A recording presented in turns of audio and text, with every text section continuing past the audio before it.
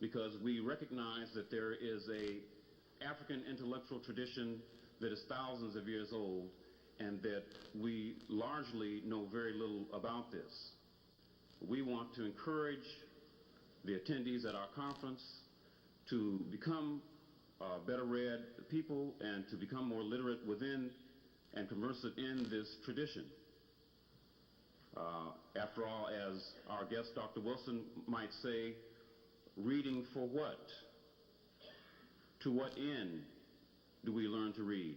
To what end do we learn to write? Why? After all, there are several people among us who already know how to read and write extremely well.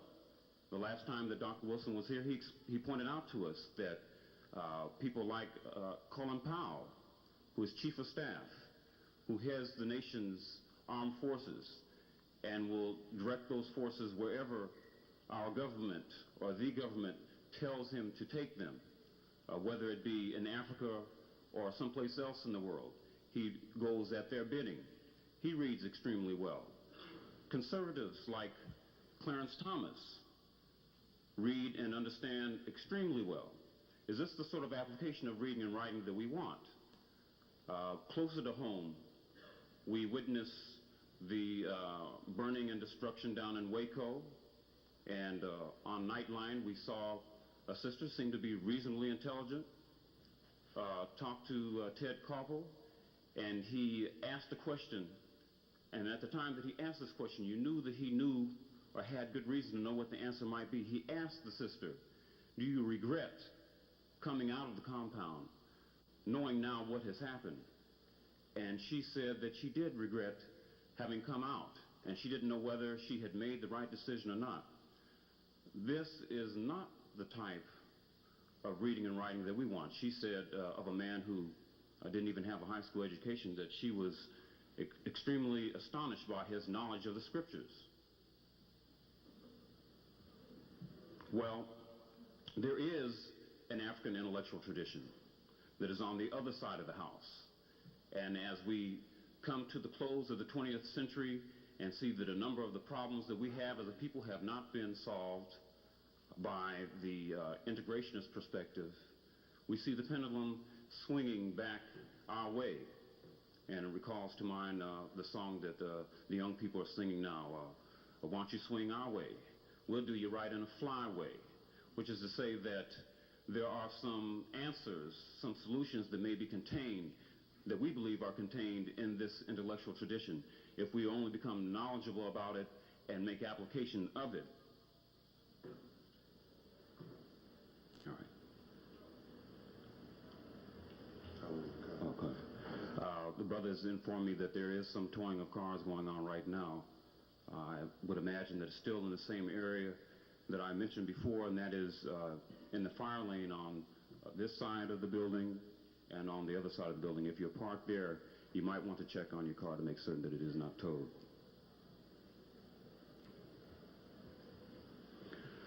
Obviously, we as a people who have endured slavery,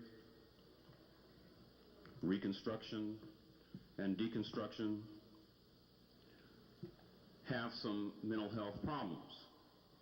We as an organization recognize this, and we thought that it would be good to focus on one aspect of our insanity, and that is black-on-black violence, or as Dr. Wilson says, so-called black-on-black violence. He's going to talk to us today on the causation of this phenomena that is called black-on-black violence. He is ably suited to do this for us.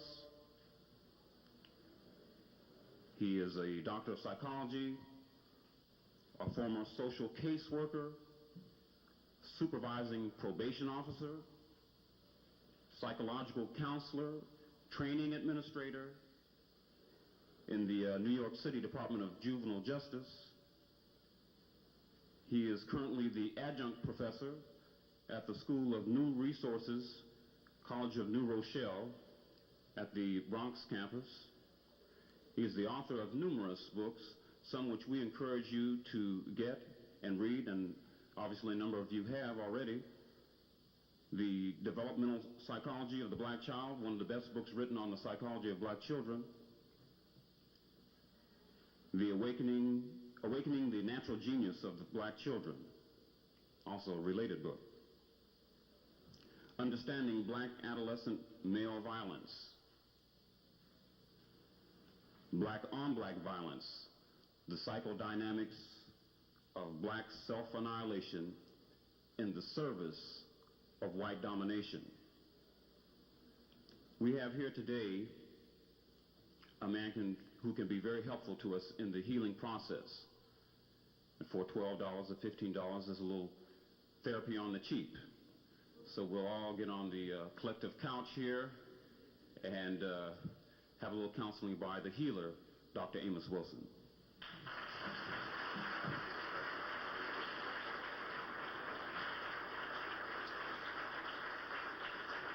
Thank you. Thank you kindly for your warm welcome. And I want to say, indeed, it's a pleasure to be here again. I always enjoy being here with you and sharing the platform and the time and everything else with you. It's indeed an honor to be invited by you again to speak on some matters that are very great importance to the whole community. I also want, of course, thank you for the support you've given in terms of the work that we are doing, and I mention we because it's not my effort alone, but the work of a very good friend and partner of mine, myself, along with some other dedicated persons at the African World Info Systems. Brother Tyler mentioned some of the books, of course, The Developmental Psychology of the Black Child, Awakening the Natural Genius of Black Children. Very, very important in the sense that if we are to appropriately educate our children and appropriately socialize our children, we have to understand their psychology. Probably the worst approach to trying to educate our children and to socialize our children is to say that they're just like all other children. The only difference is the color of their skin. And we hear a lot of that going on. And while it sounds morally pleasing and it makes us feel at one with the universe and all of that, it doesn't fit the reality. And while people really mean well when they make those kinds of statements, it does not fit the reality of things. The reality of things is that our children differ more than merely skin color. As I've often said, the black child is not a white child who happens to be black. I've mentioned to you before, of course, that the psychology of people flows from the history and experience of that people, just as the psychology of the individual flows from his or her unique history and experience. So if you're to understand the psychology of ourselves as a people and to understand our children, then we must understand the history and experience that has generated that psychology. And since psychology to a significant degree is generated by history and experience, why then do we expect our psychology to be the same as that of the psychology of other people who have a very different history and experience? No more than we would expect the psychology of another individual to be the same as our own psychology as an individual, since we know that we as an individual have different history and experience from the other individual, you see. So it becomes very important that we get to know ourselves as people, which means getting to know our history and our culture, and so that we can come to know our children and approach them based on their psychology and their history and on our psychology and our history. And black children are intellectually born with a head start, And if we took advantage of their natural head start, we would not have to have artificial head start programs, you see. But because we are unaware of the natural head start that our children have, we overlook it, we don't stimulate the head start, we don't match it with experience, then we have to compensate for it later on. And we are behind the 8 ball then. We're trying to catch up. But if we know the psychology to begin with, then we could accelerate and maintain the God-given intelligence of our children. Black-on-black violence, of course, which is what I'm going to talk a bit about today. It's also connected to that psychology as well, and also connected to our having to learn about ourselves and learn our psychology and learn the psychology of those we interact with. We also, of course, need to use that psychology in trying to prevent criminality and reduce criminality within our community as a people. So we are really in the midst of writing a series of connected books. A book that will probably be out in about 6 weeks, 8 weeks, is titled The Falsification and Mislabeling of Black Consciousness and Behavior. We are talking again about why study history. So a lot of people think history is just a study of dates, you see, and reading information of things that happened in the past. That is certainly not the case. History in the human mind is always present. The past is always present. Things that happened to you at 1-year-old, 2-year-old, when you were 3 years old, are operating in you right at this moment.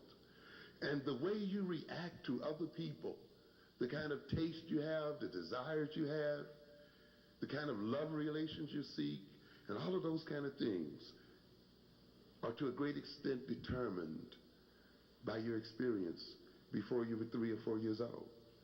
In other words, that experience, those experiences between birth and actually even in the womb itself, but between birth, 2 and 3 and 4 years old, operate right now to color your perception of other people, of yourself, to determine to a good degree the nature of your interaction with other people.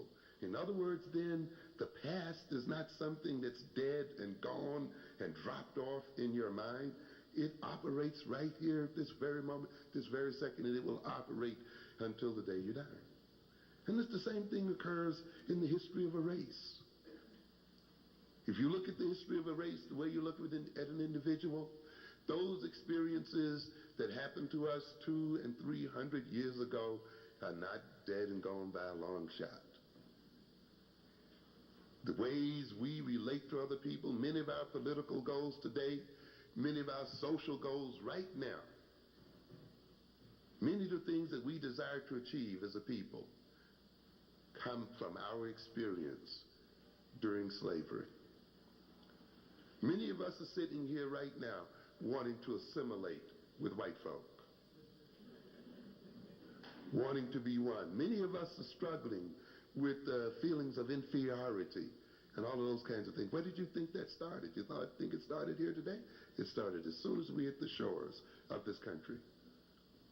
And so the experience of ourselves as a group is alive in us. Where else can history be alive but in the minds of people? If people were not in existence, what would be the point? We wouldn't even have to be discussing history. Another indication of the importance of history, of course, is the fact that those who rule over us and those who dominate us have worked very hard at distorting our history and at hiding our history from us and at falsifying our history. So if history were not that important to everyday life, to real life, and to concrete activities.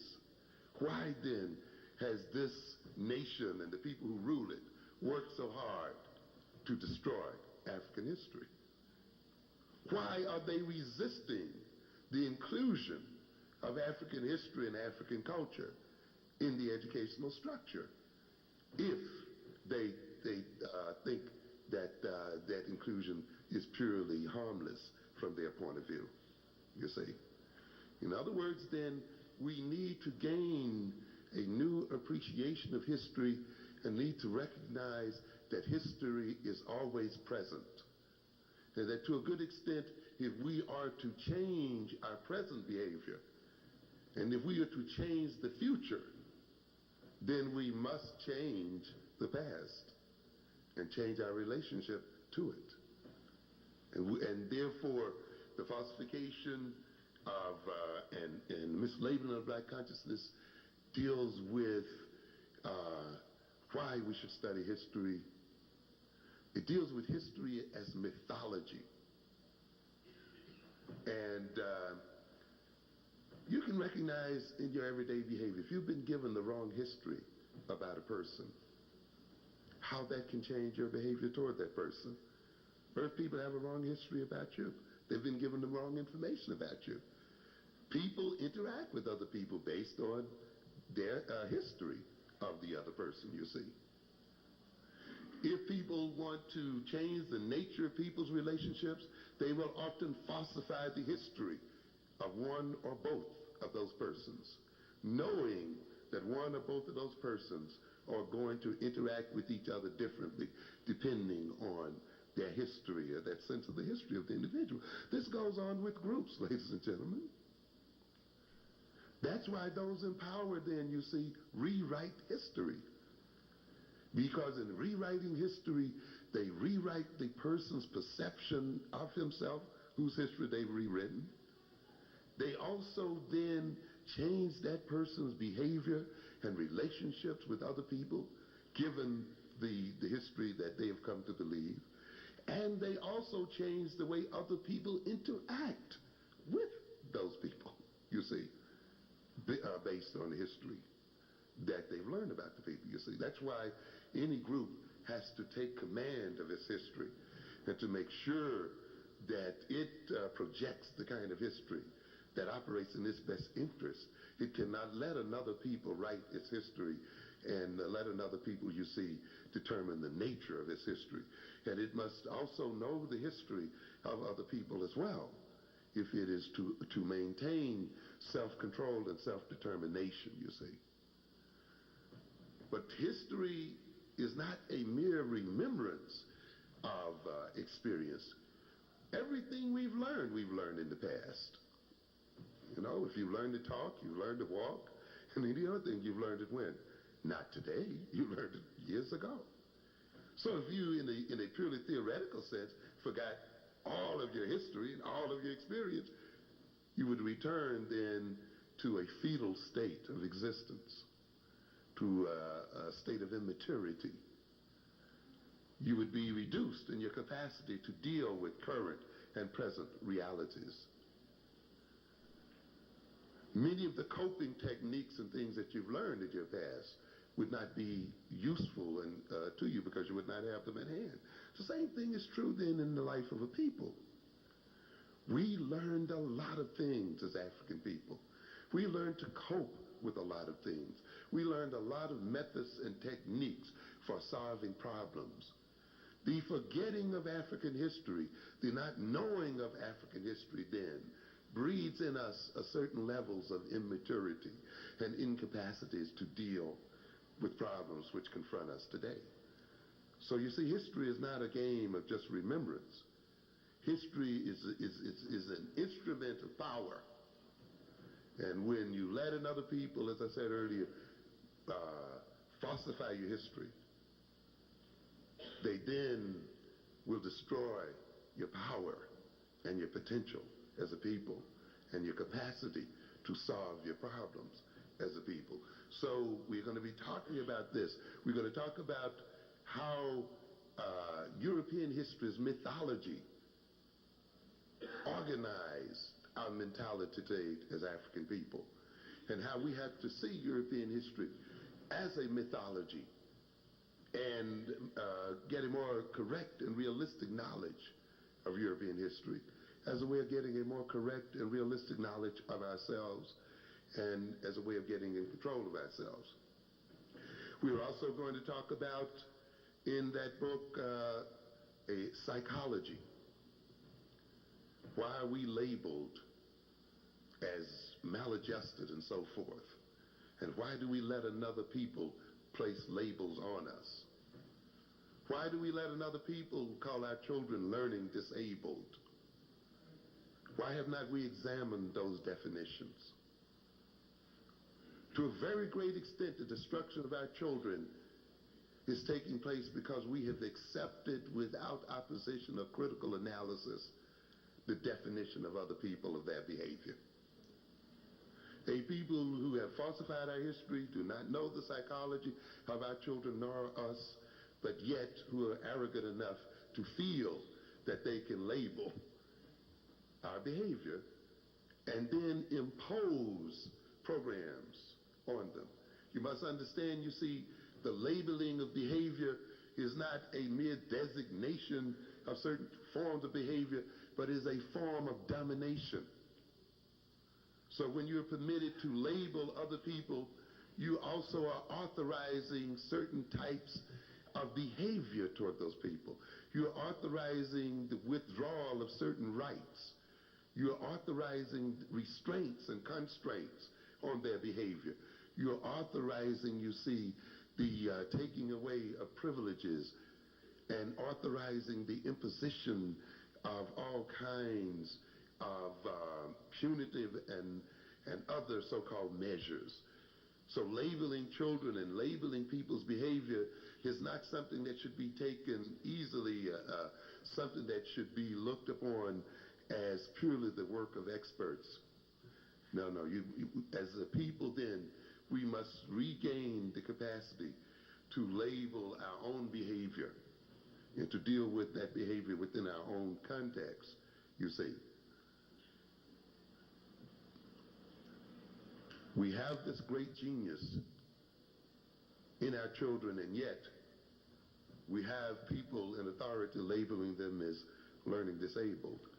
It doesn't work, and it shouldn't work.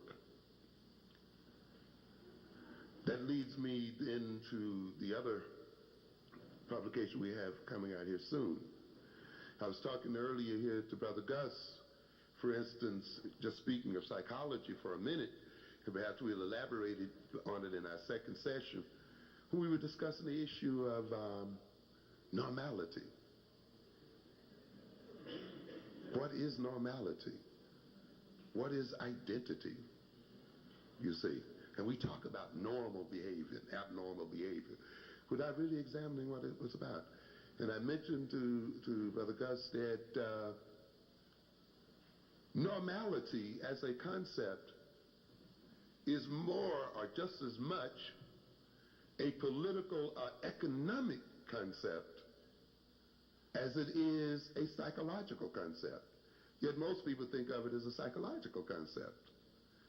You see, who defines what is normal, and in what way does behaving normally, according to their definition, operate in their interest? You see, so again, talking about normal and abnormal behavior, you're not just talking about designating behavior. Again, behind the labeling of behavior as normal or abnormal is a whole political and economic program.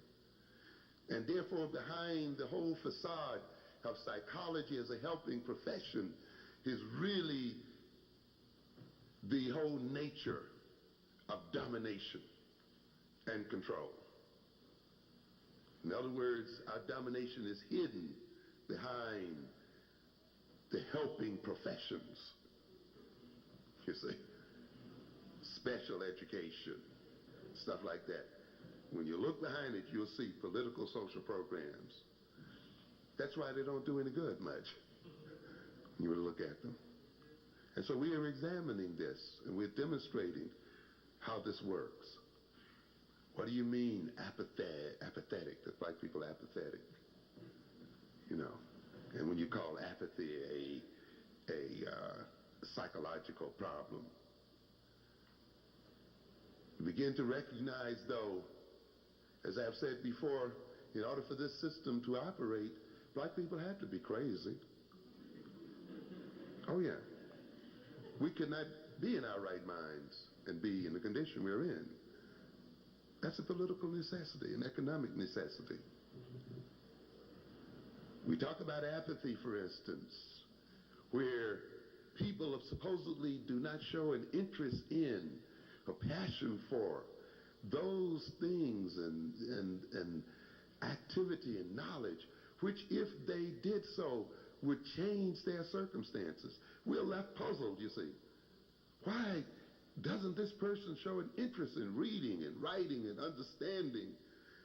Because if they did, they could achieve certain things and solve certain problems. And we call that apathy, and we see that as a disturbed mental state, particularly when the opportunity is there for them to do so. But then you begin to recognize that apathy in our people is a necessary state in order for this system to operate. That we are not apathetic all over. We're apathetic in certain key areas of life. We'll work all day and night throwing balls and catching balls. No problem there. But we won't work all night at the math, at the reading and the science. You see, so even the apathy is organized. But when you look at it closely, you recognize that it is politically organized. That we are most apathetic and lazy in those areas which, if we were not, we would challenge those in power. You see? If we were not apathetic in technology, economic development, science, political organization, and so forth, then this system couldn't be the same that it is today. In fact, we would threaten and perhaps overthrow those who rule over us. You see? So in those very areas, we must feel very lethargic. It's very hard for us to get the energy to move in those areas. And so we're dealing with that. How do you get a people, you see, set up in a state of mind so that, in a sense, they will not move in the very areas that they need to move to get themselves out of their predicament? So you can see then a black psychology and a psychology from an African-centered point of view approaches the issues very differently. And we must look at these things in a very different fashion than before. And that's what we'll be doing in the falsification and mislabeling of black consciousness and behavior. And we hope then you will support us in this, because this is not a personal wealth-creating project. I make absolutely not one nickel from the selling of books. I get no personal income, nor my partners from our books. The books are there principally for information and for developing a means of communicating very important information to our community, and for developing other economic projects that are important to our community. So in a sense then, in supporting the literature, you are really supporting a community project, not my personal wealth, of which I have none. Okay.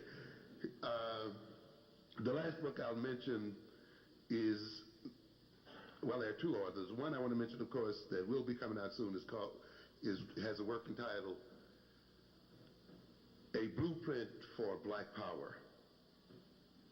And I'm working on the very last chapter of it now. It was originally a set of 10 lectures that I planned to do in the fall on power. Ultimately, even when we talk about so-called black-on-black violence, or when we talk about the miseducation of our children, or many of the other problems that we talk so much about, You must come to recognize that to a very great extent these problems flow from our powerlessness as people. They flow from the fact that we have not developed the power to change our circumstances, and that we will not change our circumstances until we develop real power. There's no other way around it.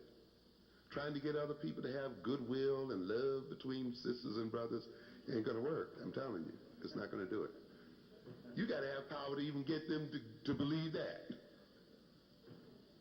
Powerful people don't pay much attention to the sermons of the powerless. No. Preaching and ranting and raving at those other folk is not going to have much influence on their behavior. Why should they pay you any attention? You don't represent anything. Okay? So you got to have power to even convince them to love you. To be brotherly and to be sisterly. Why should I be sisterly to you? What does it mean? You can't do anything to me. That's what they say. You can't do anything for me. So what's the point? Why should I love you? What I have to gain by loving you? Yeah. So a lot of us, think that we can just preach the enemy into submission. It ain't going to happen. But if you got some power behind what you're saying, things happen, you see. People listen to powerful people, don't they? If we want to be heard, if black people have a different message, if African people have a different message, a different philosophy and ideology, then African people must back that ideology up with power. But as long as you don't have any power, your message can be as beautiful and as wonderful as you want it to be. Nobody's going to hear you. Nobody's going to pay you any mind.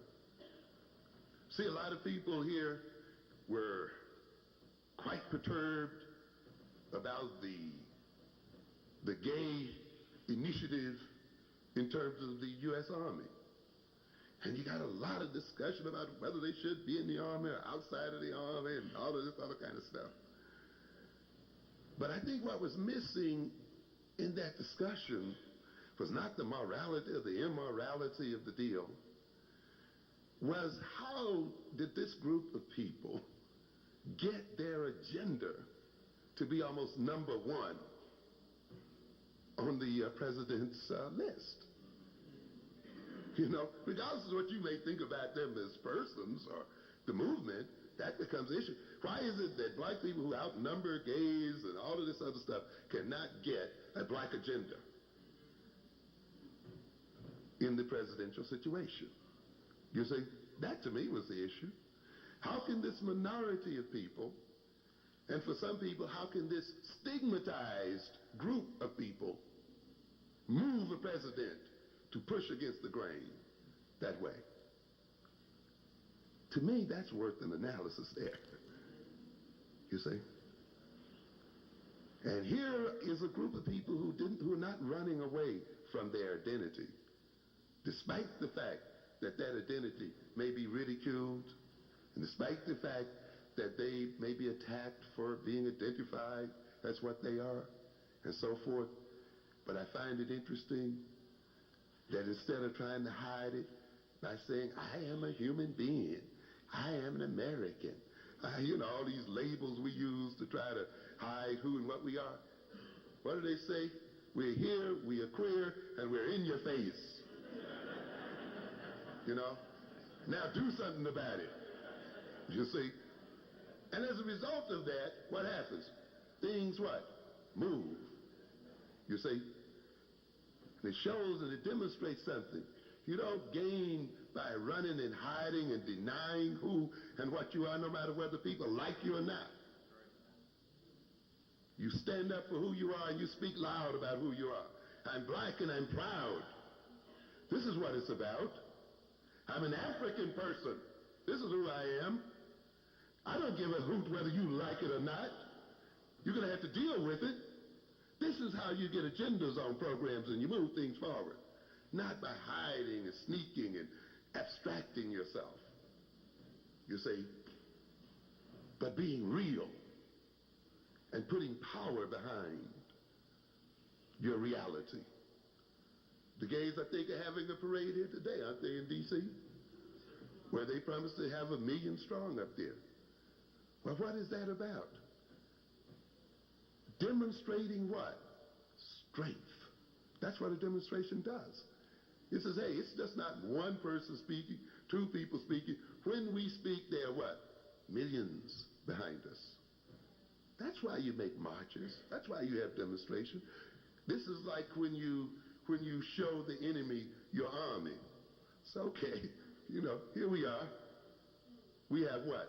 Strength of numbers and commitment behind what we say. And people what? Listen, you see. And this is the thing that African people have to do. We stand up as Africans and we demonstrate as Africans, and we demonstrate power. And so we're going to be talking in detail about how we build power in this world and demonstrate our power and use our power as African people in our own interest. We must study power. Many of us are afraid to talk about it, you see. We've been made, too many of us in our churches, to see the pursuit of power as something sinful and terrible. But it takes power to be alive. If you have no power, you're dead, just like a battery. Power is the essence of life. There is no life without power, you see. And therefore, if you want to stay alive, maintain your life, enhance your life and your survival, then you must develop power and maintain the power to do so. Otherwise, it won't happen. You can't do it without power. And somehow someone is trying to convince us that this is the case. We're afraid to talk about power. We're afraid to talk about wealth. You see? And because of that, we're poverty-stricken in too many ways. And in the later section, we'll come back to this. But we're going to talk about power. The final book that we've done, and will probably be coming out in the fall, Educating Black Children for the 21st Century. What is an African-centered education? What is that about? It's about far more than black history and African culture. There's much, much more. In fact, the African-centered point of view covers every aspect of life. When you educate people in terms of African-centeredness, and you socialize children in terms of African-centeredness, you apply this perspective to every aspect of life, not just to history, not just to culture, but you apply it to economics, human and personal relations, institutional building, and the whole bit. It fits in every area of life. And so when we talk about an African-centered education, we're not talking about an African-centered education that only deals with the raising of self-esteem or getting people only to know their history. This is an education for power. This is an education for economic development. This is an education for nation building. This is education for liberation, you see. This is an education for love, cooperation, all of these other things. And therefore, if we are going to truly educate our children, we must then bring into being an African-centered education that educates the whole of their personalities and selves, not just aspects and parts of them. And so we're going to go into that. In the meanwhile, I want to urge you to read Brother Okoto's book on nation building. You may not be familiar with it. I hope it's on sale out there. Is it on sale out there, Brother Gus? Okay, look it up. Very, very important book. I recommend it highly. A great idea of what an African-centered curriculum really involves is contained in that book. I'm including a copy of his curriculum in my own work because it fits very much what we talk about when we talk about an African-centered education and what it's about. And because in the end, you cannot truly talk about African-centered education unless you're talking about nation building and unless unless you're talking about building a Pan-African global economic system and social and political system, you see. You don't start talking about the appropriate education of children based on negatives. You know, what they are not learning in school, why they are not reading, why they are not learning math. As I've said before, education is not for children, actually. Education is for the nation. And you start with the issue of what problems must the nation or must the people solve. That's where you start. What problems are we confronted with as people? What economic problems are we confronted with? What political problems are we confronted with? We're confronted with the problem of oppression. We're dealing with the other problem here today, black on black violence. These are problems that we must solve as people. Then we start asking ourselves the question, what kind of people must we become in order to solve the problems that confront us? You see, this is where curriculum development begins, not with what the kids are not getting, you see. Then you follow that up with saying, then, what kind of institutions and social relations and attitudes must we develop among ourselves so that we can be the kind of people we need to be to solve the kind of problems we must solve as people?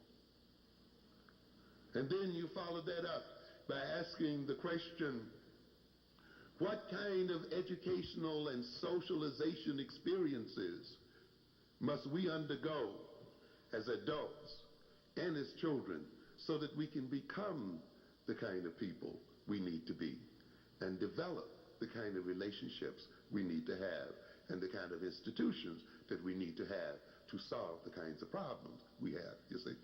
And you can see then your curriculum develops out of that, you see. Then you look at the developmental psychology of your children, and you see at what point they are most ready to gain from particular educational and socialization experiences. When are they most ready to be taught reading and so forth, you see? And then you match then their education and socializational experiences with their level of readiness, with their developmental psychology, so you can optimize their learning and their ability to internalize what they need to internalize in order to become the people we need for them to become to solve the problems of the nation, you see? This is where you go in terms of developing a curriculum, not the other way around, where you say, well, they're not learning this, they're not learning that, and the next thing you know, you're trying to put in a program here and a program there and a program here, and just got a patchwork of programs that really in the end does not resolve the issue. And even if the programs are successful, you'll find that you will educate children and educate people who can solve the problems of other people, but not solve their own problems. Because they're being educated to resolve the problems of other people and not their own problems. They're being educated to get a job. Jobs owned by whom? Others, not themselves. Instead of being educated to do what? Create jobs. Make jobs. Develop employment opportunities. That's what an African-centered education does. It just doesn't educate people to higher levels of servitude to others.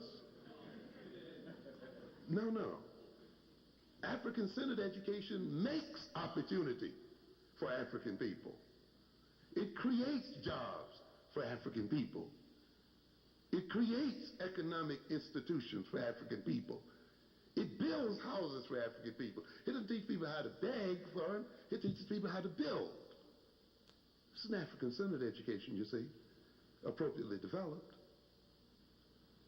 If our problem is unemployment, then an African-centered education educates its people how to create employment for themselves. That's what an African-centered education does, you see. So see, it's not just about reading and writing and self-esteem. It's a part of the whole survival mechanism of a people. And this is what we'll be talking about in educating African children for the 21st century. This is the kind of program we're trying to develop. These are not intellectual play games. These are real prescriptive approaches to problems and issues. And I've taken this time, which I should not have, but to sort of introduce you to the kind of things that we're trying to do, and to hope that you'll continue to support us, and that you yourself will contribute to this movement. We need a lot of writing done. This is an information age, and we need a lot of information, African people. And we need a lot of written information. While I can understand our celebration of the African oral tradition, and that has its place, but after all, we must face the reality that we are operating in an electronic communications age. And while there's a place for our oral tradition, we cannot become solely dependent on the oral passing of information. We must become the generators of information and use every type of information dissemination available to us. That includes then not only oral dissemination, but it includes, of course, the literate dissemination of information, the electronic dissemination of information. To a great extent, those races that will survive throughout the next century or past the next century will be those races who have an edge on information and on its use, who can generate it, who have control over it, and who can use it to their advantage. And we need a lot of information. There's not enough information out here flowing to our people. Let's get to the subject matter at hand. Black on black violence. I don't have to reiterate to you, of course, the problems. You're dealing with them. I saw this morning in the Dallas Morning News, you're still doing an analysis of the fracas that went on around the celebration there of the Dallas Cowboys, I believe. And of course, certainly Waco is fresh on your mind. And the fact is that in the last few years, you've had quite a rise in violence in the community, both in this city, Houston, and in other places. And violence is occurring all across this country. A recent study by the National Crime Analysis Project at Northeastern University indicated here, as published in the New York Times in October, last October, that the number of 17-year-olds arrested for murder climbed 121% from 85 to 1991. And we know it was very high in 1985. The number of 16-year-olds arrested for murder rose 158%.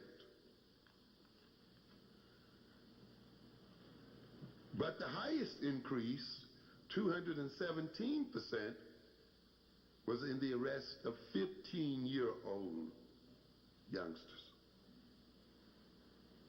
And even the number of arrests for boys 12 and under has soared 100% since '85. So we can see that we are facing an epidemic here, a sort of crime epidemic. One of the experts indicated that what we've seen in the past few years is nothing compared with what we'll see in the next decade and on into the next century as the resurging adolescent population mixes with changes in our society and our culture. The arrest rate for murders did decline from 80 to 85 as the percentage of young people fell. But since '85, there's been a 24% increase in the homicide rate and a 36% increase in overall violent crimes, largely because of the unexpected upsurge of violence among young boys. And we see here then these youngsters are killing each other mainly due to the drug epidemic among, they mentioned here, the urban poor, the growing number and firepower of guns, the eroding quality of public schools, and the glorification of violence on television and in the movies. This, of course, we're familiar with, so I will not reiterate it too much. But people are not shooting people, and our youngsters are not shooting youngsters. And a generation of young men, before they can even become men, before they can develop careers, before they can support families and so forth, are dead. This kind of violence is not merely random violence. It's not violence that just flows up from some kind of criminal personality within our youth. This violence occurs within various contexts. Violence, like any other psychological behavioral class, is the outcome of the interaction between particular states of consciousness of persons. People who engage in violence are people who are operating in a particular state of mind. They have a certain type of consciousness. They have certain types of attitudes, perspectives, and values and feelings that they exhibit toward themselves as persons, that they exhibit toward each other and toward the world. And so we're to come to understand the so-called prevalence of black-on-black violence in our community. We must also come to understand then the consciousness that is prevalent within our community and that is prevalent among our youngsters. The attitudes, the values, and the perspectives that they have, the way they look at each other and look at the world. These states of mind, of consciousness, these perspectives themselves reflect historical, cultural, economic, political, and physical environmental circumstances. To a very great extent, we're deceived by those who write about crime merely as a psychological state, and a psychological state that is unconnected to what else goes on in the world. There is no psychological state unconnected to the rest of the world. What's the point of talking about it, except in terms of its connectedness with what is going on? Psychological states themselves then reflect political, economic circumstances. This is the reason why I mentioned earlier. If we are to come to understand our psychology, but as well as to understand our behavior, we have to understand our history and culture. We have to also understand economic circumstances. But you see, for a group of people who want to condemn us and make us criminal by nature, these other things are left out, so that they can now talk about us as is the current style in terms of our genetic background, as if violence is implanted in our genes. So even while we had a black Secretary of Health, we had a government up there trying to talk about the fact that it was going to study the relationship between genetics and violence. A pathetic situation, by the way, isn't it? I was at one of these conferences at Columbia University, and it says, the question I asked, filled with white folk and white experts, if you're going to study the relationship between violence and genes, then why are you studying black folk?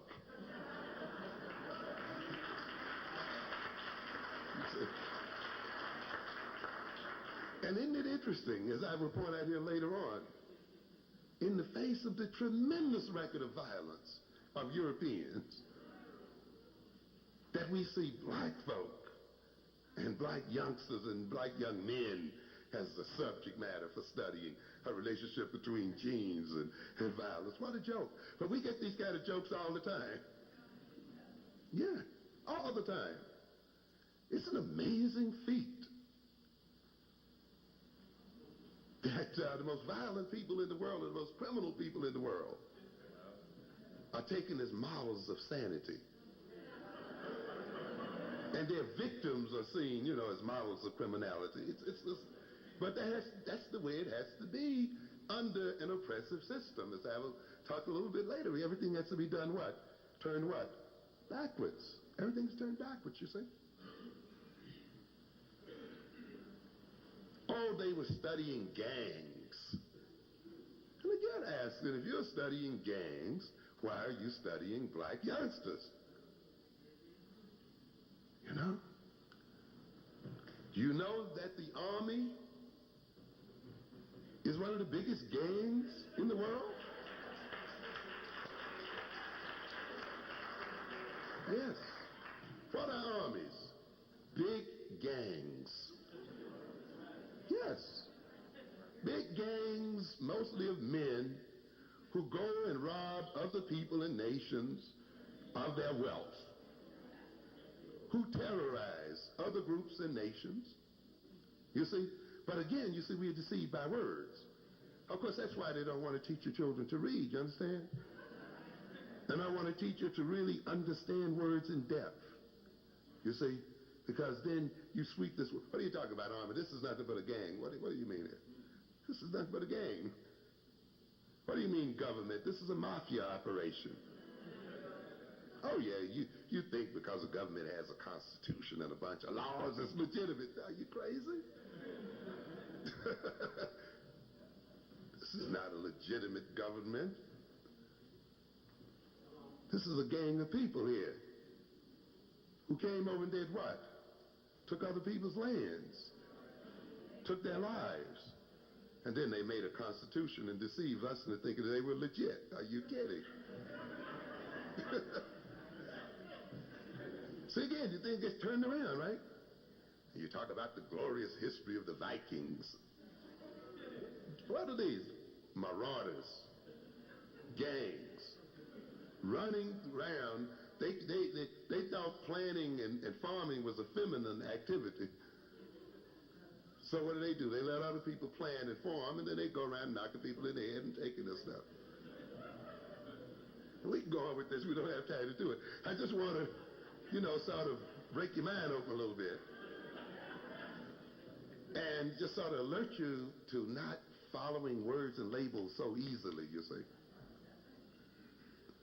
So you call it an army and immediately you forget that this is a gang, you see. Or you call it national interest and forget that this is a mafia operation that says Central and South America is our territory. And we don't want anybody else messing with it. Of course, you call that the Monroe Doctrine. It's a mafia doctrine. That's all it is. And the Central and the South Americas have what? Not a thing to say about it. And the instant they say, well, we want to elect our own government. We want to, hey, wait a minute, hold on. If it's not in line with what we want, we're going to do you in.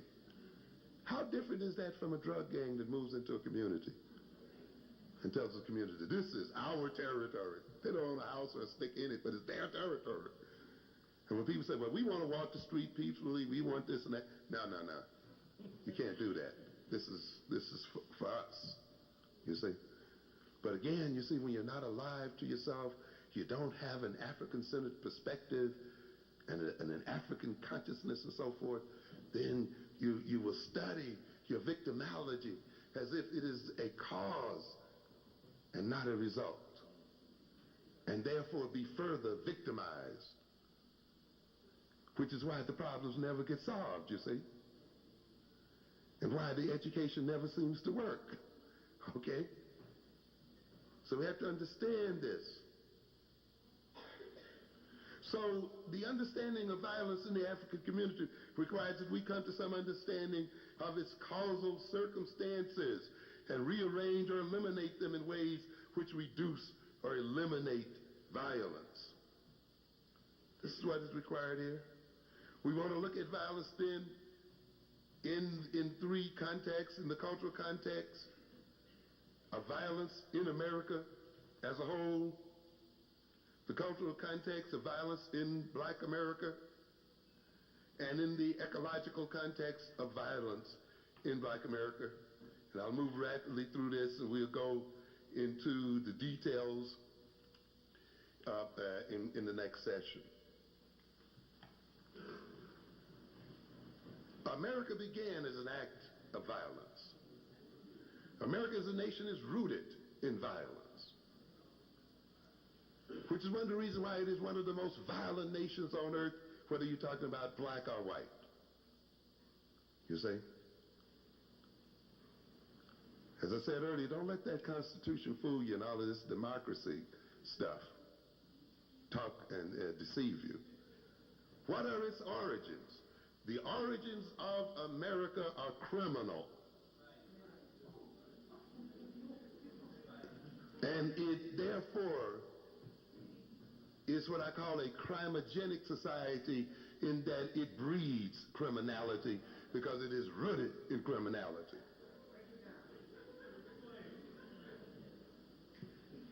Why are you surprised? What are the two major acts of criminality that brought this country into being? The first one, of course, was what? The criminal destruction of Indian nations. Rape and robbery and thievery. Taking of lands and taking of wealth. Destroying of people's cultures and nations. Placing people in prisons called reservations. Slandering their culture and their character as people.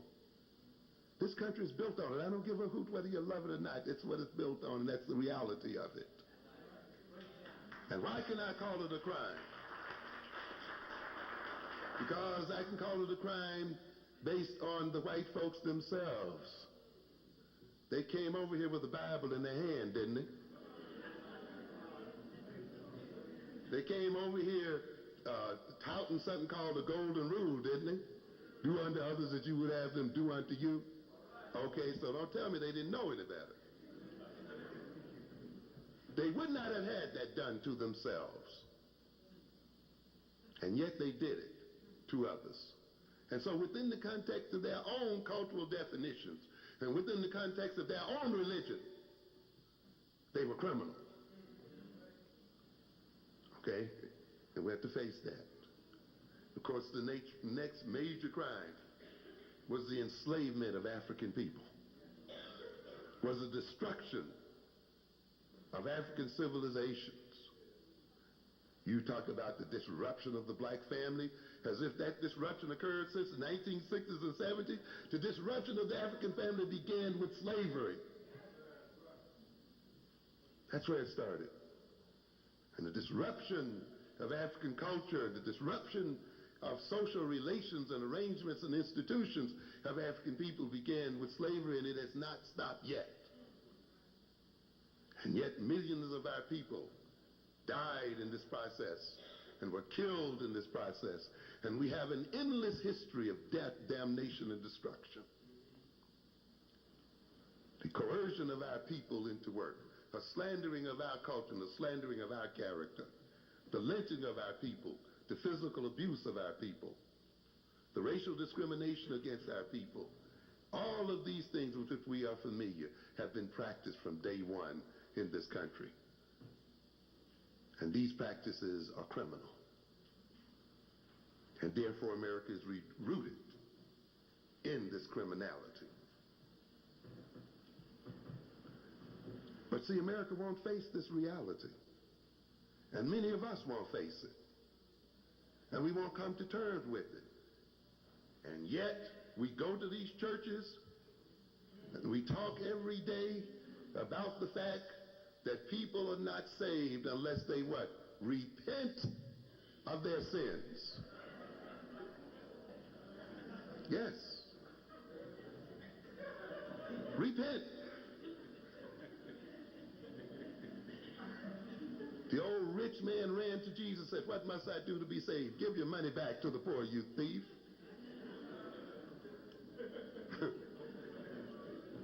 He didn't do it, though, did he? But that was the thing. Look, you got to give it up. You got to give it back. You got to repent. You got to admit. But you see, we as white people want to put that rule on ourselves, but we don't demand it on those who misused us. And if they do not reparate, and if they do not repent, if they do not come to terms with the sins enumerated by their own book, the book that they laid on us, then they will suffer, and as they suffer, we will suffer. I'm telling you. But we don't want to deal with that. See, we want somehow God to overlook white folk. You see? It ain't going to happen. We think somewhere down the road these whites are going to really share something with us. I tell people this. That thing is very interesting. The rich man runs and says, "What should I do to be saved?" And he says, "Give the money back to the poor, you know." Joker ran out. And I said, "Look, if you think that Jesus is God, isn't it interesting that this man looks God right in the face? It says it ain't happening." Okay?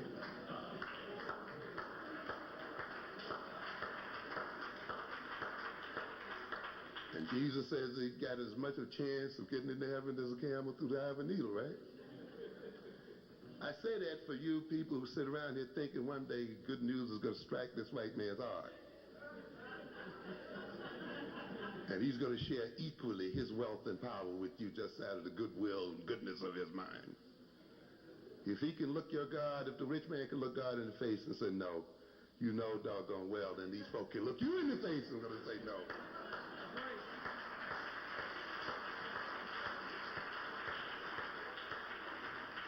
So you got to figure another way of dealing with it, another way of approaching it.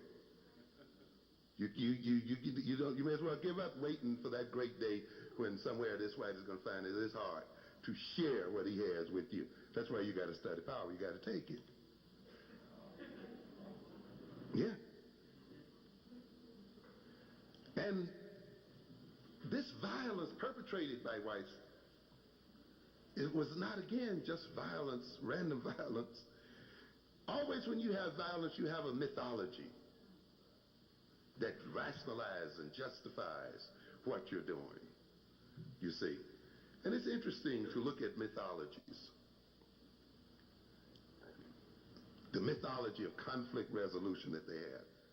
And that mythology is a part of America even today. How do you resolve conflict? Take it out and shoot them. Where did we get that from? Frontier justice. You're right in the middle of it.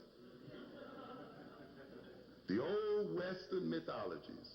You know, people have never really stopped to study how much violence really went on in the West. You'd be surprised. Not nearly as much as you think. You'd be surprised. You'd be surprised at how much lying has gone on about the cowboy and and all that stuff. In fact, it's interesting if you read some of you may be familiar with the current struggle going on over Sam Houston, right? Since you're here in Texas, huh? You know, somebody wants to build a statue for him somewhere out here. Then there's another group says, no, not for that old drunkard. He was a drunkard, you know. And it's, yeah, a drunken sod came right into Texas here trying to be big man. Sorry to dump on your land here.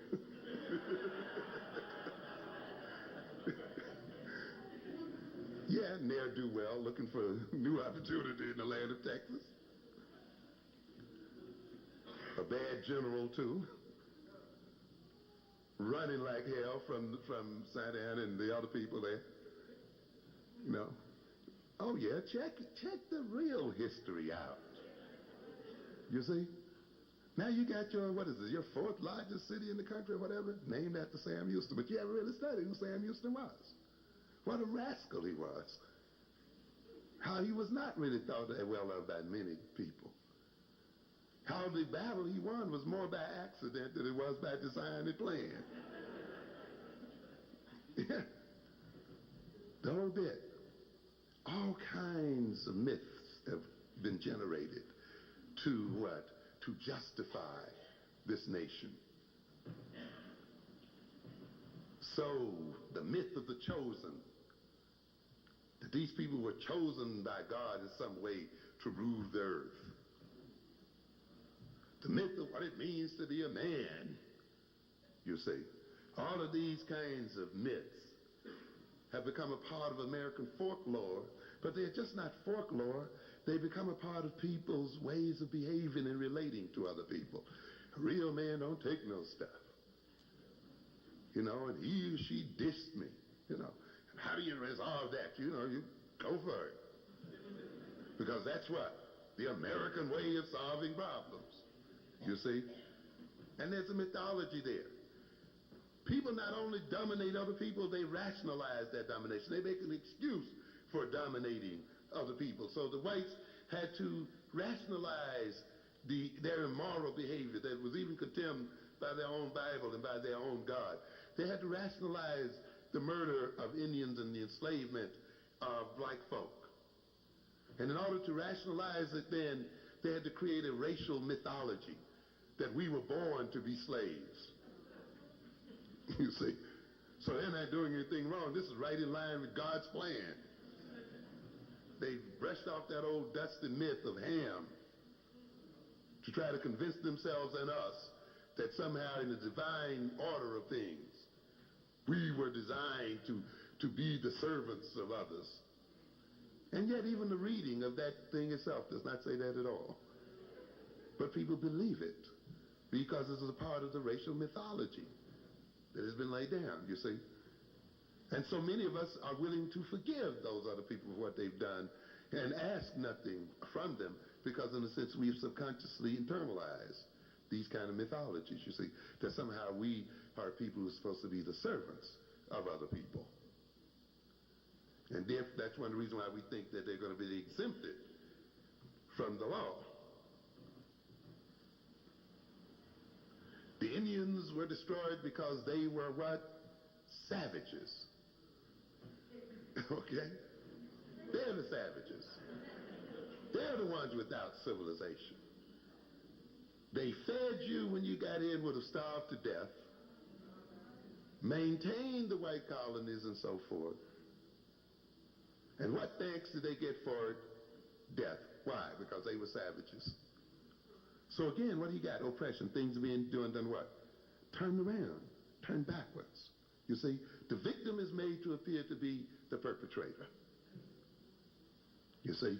And this is what mythology does. Mythology seeks to what we call naturalize history. To make what is appear to be what is natural, or what has been divinely ordained by some natural order, or by some divine order. And so we get a mythology. Not only though do people build a mythology to justify what they're into, they act in terms of the mythologies that they develop. The mythology of racism and the mythology that was built around black people is used to justify segregation, justify discrimination, justify all forms of misbehavior toward us as a people. Once you use that mythology and use the mythology to create an environment, you actually then begin to create behavior as a result of placing the person in a particular environment, you see. And this is what happens. You put people in a particular environment, after a while, that environment is reflected in their behavior. You put a person in prison, you keep them in prison, they learn to be criminal. Yes, and we know prisons are schools for criminality. But you see, the process of putting them in is overlooked. The process of creating the environment is overlooked. What you do is count noses after you've done it. And you say, oh, well, so many of them are arrested for violence. That means they must be violent. But the whole process of how it happened is not dealt with. I deal with something in black-on-black violence I call the structuration of crime. What am I trying to say there? Simply because a man mugs someone else doesn't mean he's more criminal than a man who swindles, even though we are often convinced of that. Often crime is not irrational, but a rational process. People weigh, they weigh all kinds of options often when they engage in crime. When you've robbed a person of education, you've robbed them of job opportunities and possibilities, locked them in what amounts to reservations. If they had the same level of criminality as a person who has a degree in accounting, works as a vice president of a bank, they're going to create two different sorts of crimes, not because one is more criminal than the other, but because of the structure in which they both reside. As I've said before, it's crazy if you are an accountant and you have control of the money and you can electronically transfer millions of dollars to your own account for you to go out in the street and knock somebody in the head for a few nickels. You have what? Different options. Not that you're necessarily less criminal. Your object is the same, to do what? Get money. You look at your options. So, hey, man, I can transfer this, doop, doop, doop, doop. I got $1 million, I'm done with it. But another man who's not what? Sitting at that position, is not in that place, looks at his options. Well, I either got to break into a house, knock somebody in the head, one way or the other, you see. And yet we don't talk about, you see, how so-called black-on-black violence and the criminality in our community is structured by the very system itself. You see, how placing and restrict people under certain circumstances and restricting their options, we literally dictate the types of crime that they will commit when they commit them. And then we want to talk about their violent nature and try to connect it with their genes. See, when these whites were begging and poor and weak over here in this country, they didn't hesitate to kill and mug the Indians, did they? To rape and rob and steal and do whatever they could. Once they got it under control and passed their mafia rules, they didn't have to engage in that anymore. They used their army and police force and other kind of things to do that. And then they can look like they are less violent and less, this and that. Why? Because they're less criminal? No. Because their options are different. You see? And in a way, then, if we to change the nature of so-called criminality, as I tell people, look, you want us to get out of violent crime? Let us become accountants.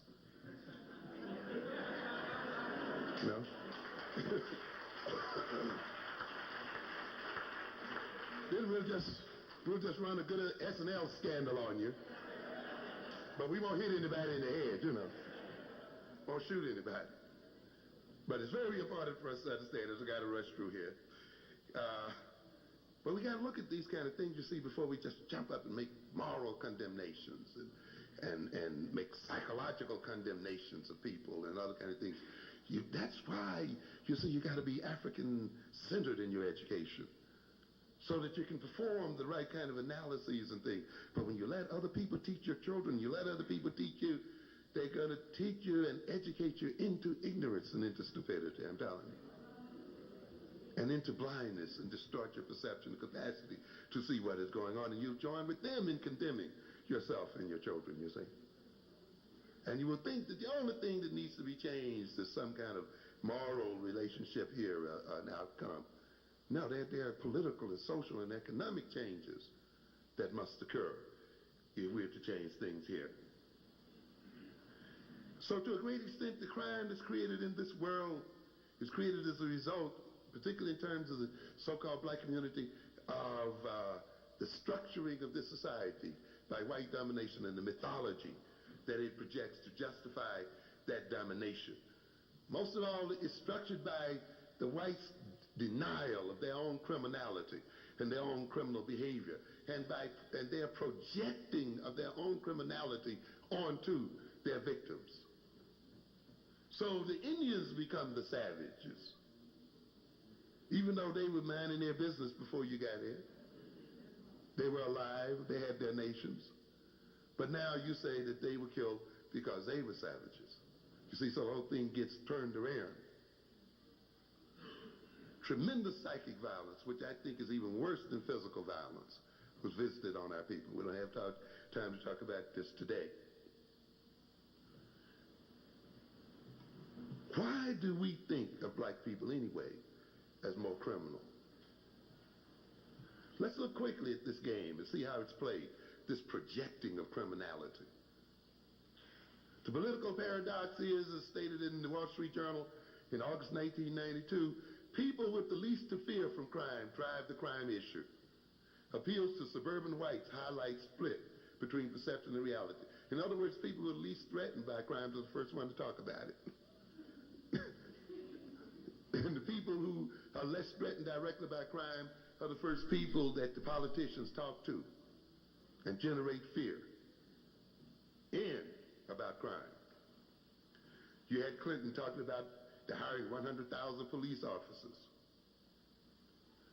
And yet, the perception of crime and the public's perception of crime and the reality of crime remain far apart. In 1990, whites committed 54% of all violent crimes, while blacks committed 45%. The rate of increase in the incidence of violent crime over the past decade has been the same among blacks and whites. But why do we get this image of black folk as being the criminal folk? You see? Moreover, violent crimes between races are by far the exception. Black people are not out here wholesalely attacking white folk. Black folk are victimized more by other black folk than by anyone else, and so are white folk. In 1998, 92% of violent crimes committed against whites were committed by other whites, while 84% of violent crimes committed against blacks were committed by other blacks. So why do we get this image here of some black folks stalking in the shadows, looking to victimize white folk more than they victimize themselves? Why is crime even talked about with that image anyway, you see? You must recognize then that there's a political game going on here, a psychological game, a mythology being created, a managing of image to justify domination, a managing of image to justify unemployment and to justify locking people in inner city reservations and to justify the continued control of the lives of African people by non-African people, going against the very facts that these people themselves collect, you see, and know better. And while and if we look at a couple of other things here, the American Medical Association published around in June 1992 a battery of some 70 studies indicating that the greatest increase in gunshot deaths has been among white men and women in large and small cities, with black men and for black men in small cities. Among white men and women in inner city, that is, violence among white men and women in the inner cities rose by about 30%, slightly more than blacks. So where do we get this image here then, that blacks are in the vanguard of criminality? in this country. And why do we, as black people, buy this? Doesn't mean that we are not engaged in violence, please, I'm not saying that. But why is it that we have this one-side image? TV is promoting this perception. Why do we have the image of the white woman as being victimized by the hulking black man, when a recent study indicates it found that women of any age were far less likely to be victimized and the victims of crime than men? In fact, black males are by far the most frequent victims of violence. For every 1,000 black males over the age of 12, 53 have been victims of a violent crime. That compares with 35 white males, 28.2 black females, and 21.3 white females. But yet we get this image of Miss Helpless, being brutalized and overrun by black men. We have to face what's going on here. Ladies and gentlemen, we have a game being played on the minds of our people, a game that is used to justify violence. I wish I had time. We don't have time to talk about the increasing violence in white suburban schools that's occurring, and the increasing violence occurring in white rural schools of places like Dartmouth, Massachusetts, where white boys walked into the classroom with a bat and knife and everything, walked directly into the class while the teacher's teaching to stab another student to death. And they say, oh, we thought this only happened in the inner city. Well, it's happening all over, because America is a violent society on the whole, you see, and this violence is around, but we don't hear much about that. When we talk about violence, as I said earlier, why do we look at ourselves only? A few instances of how whites rationalize their control and how they project their criminality on other people, I think, can be illustrated by the following set of facts. That white males are arrested more. Whites are arrested more for violent crimes, including murder, rape, robbery, and aggravated assault, than blacks. More arrested for property crime, including burglary, larceny, motor vehicle, theft, and arson. More arrested for drug abuse violation, weapons carrying, possessions, forgery, and counterfeiting. Offenses against family and children. Most sex offenses, driving under the influence, disorderly conduct, liquor laws, and runaways. How do we get this image then of the black criminal man as being what it is today? I cannot fail to mention the crimes of the white male against black humanity in the forms of wars of conquest, colonization, and ongoing oppression, of wars using African puppet proxy armies and white and black terrorists and mercenaries, repressive neo-colonial governments against African populations. These war crimes perpetrated by the white male have produced murdered casualties and maimings in the millions. If you read a current book by Brzezinski, who I think was Secretary of State or something under Nixon or so forth, he has a book now, let's see, in fact, there are two out now. One, Pandemonium, I believe, I may have them mixed up, that's written by Moynihan, and I forget the name of the one now, it's written by Brzezinski. These people are coming face to face with the fact that we are not facing a new world order, we are facing a new world disorder. And they're coming face to face with the fact that ethnicity is not going away. It never went away, and it ain't going nowhere. And that a serious mistake is overlooked, is made when you do not deal with ethnicity and with religious philosophy and so forth. When you look around the world, this is what you see. This is what's happening in the world. And now they're trying to deal with it. Brzezinski, I think, makes the statement that in the 20th century, essentially, these Europeans have perpetrated the death of 167 million people. And I said earlier then, why are we looking at the African American gang member trying to study him in terms of genetics and crime. Despite all of this, the media has successfully created and maintained an image of Africans, particularly African American males, as the greatest menace to life and limb.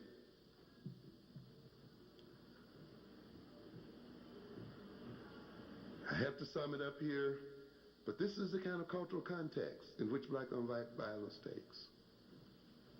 And we have to look at it within that context.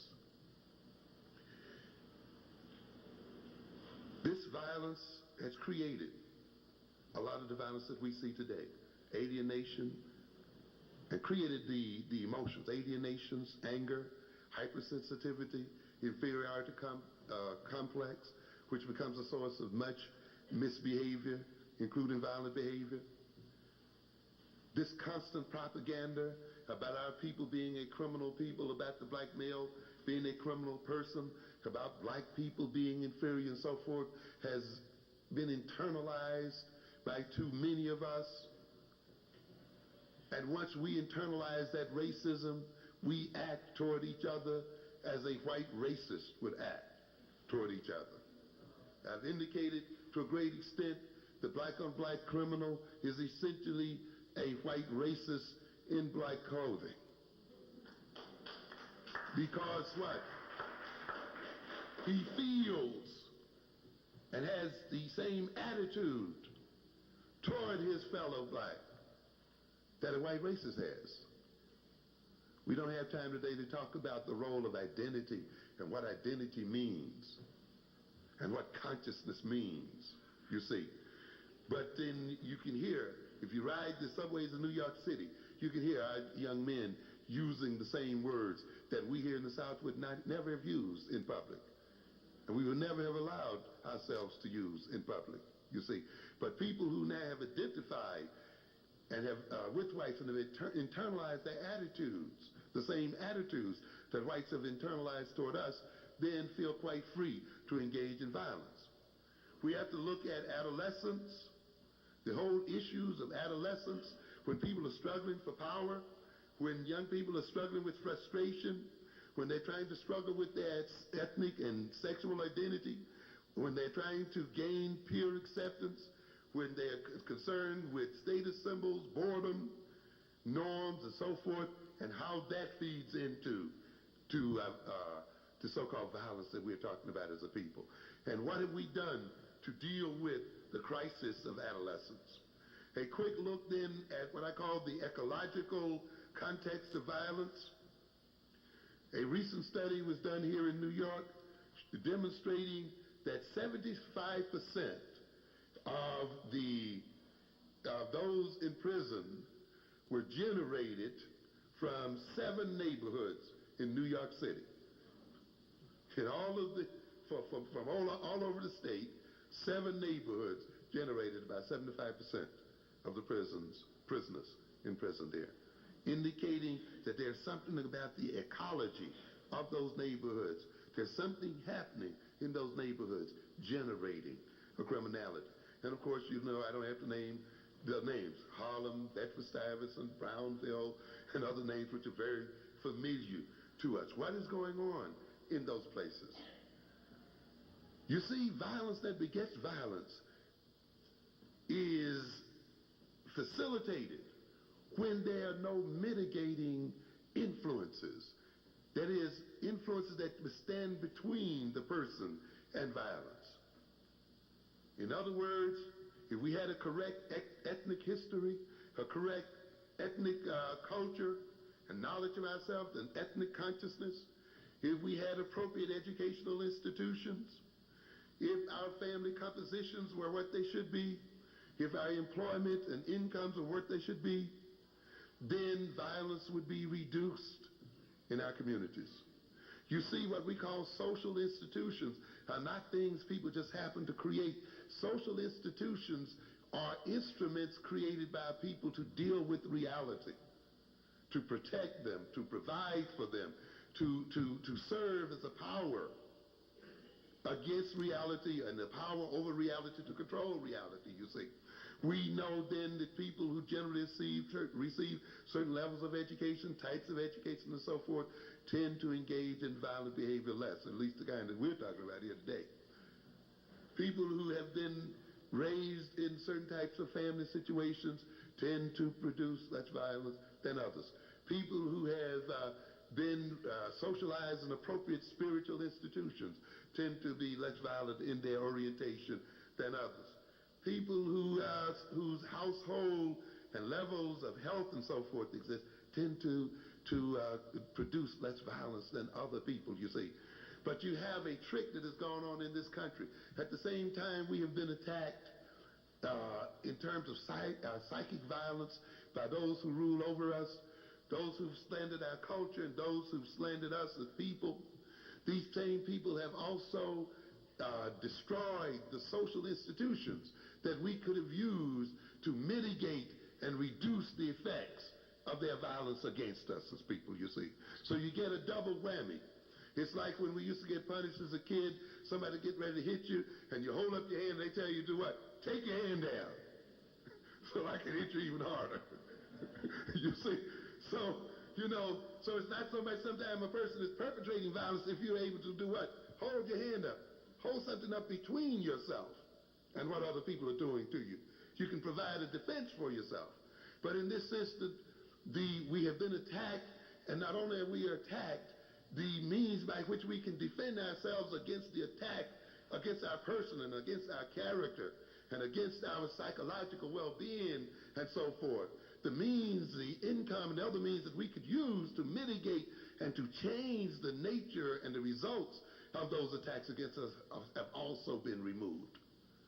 So this then creates violence. So when you look in these communities where education has been disinvested, where deindustrialization has taken over, where whole industries have moved out of the communities completely, and now they're getting ready to move these industries totally out of the country, ladies and gentlemen. And when we come back, we're going to talk about the effects of deindustrialization. Even those of us who will get jobs and degrees don't have much of a future in America. I'm telling you. If we do not wake up and understand what is going on in this country economically, we're going to be destroyed. We got people out here motivating people. You can be what you want to be. Live your dream. All that kind of stuff. That operates on assumptions, ladies and gentlemen. That operates on the assumption of an expanding economy. That there's increasing what? Job opportunities and increasing possibilities. In the 1960s, the United States economy was expanding, and it had opportunities. Then we could say, if we would only remove racism and job discrimination, we can make it. But that era is over. This was over 30 years ago. In this era now, the removing of racism is not going to enhance the economic possibilities of black people because the jobs are not there. The nature of the economy is changing. Racism is no longer our one and only problem. The global economy is changing in such a way that even if whites removed racism right now, tomorrow, we would still be suffering because the factories are gone. The factories in Detroit that used to provide good livings for black men and women and families that worked in GM and Ford and so forth, that made it possible for them to raise their children, to build decent housing for their children, to send their children to college and everything, are gone. They've disappeared. And this is the kind of world our youngsters live in. The global nature of this economy is getting ready to even destroy white folk if they're not careful. Let alone what's going to happen to us as people. This 40% of the population growth in the United States is being fueled by immigration. You know what I'm saying? That means other groups are coming in here piling up on top of black folk by the tons. And they're better educated. If you compare, for instance, Koreans and others with blacks, you can see, and Asian with blacks, 46% of the people got college degrees. And we're talking about black people with about 16 or 13%.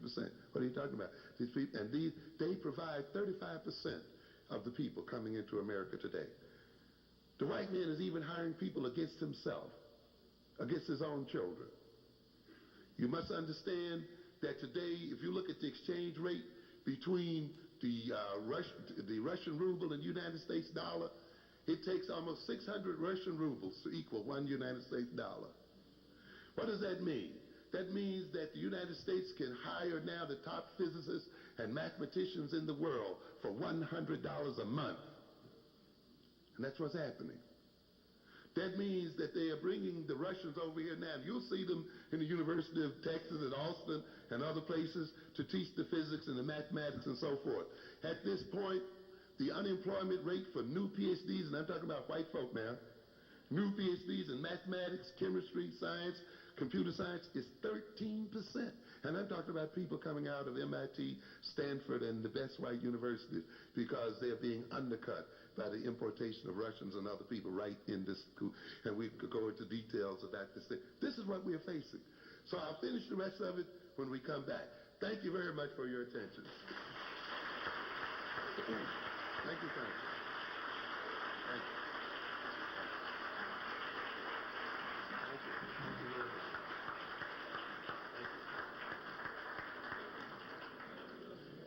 I'm sure that you want to hear the conclusion of this address.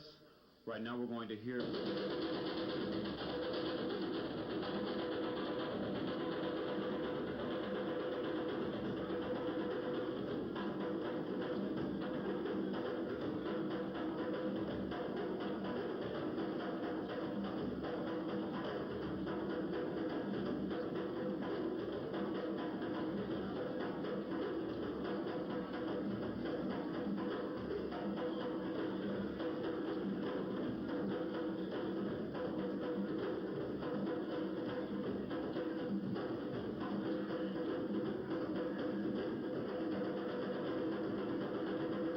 Before we begin, I would like to have an announcement by our brother Imhotep.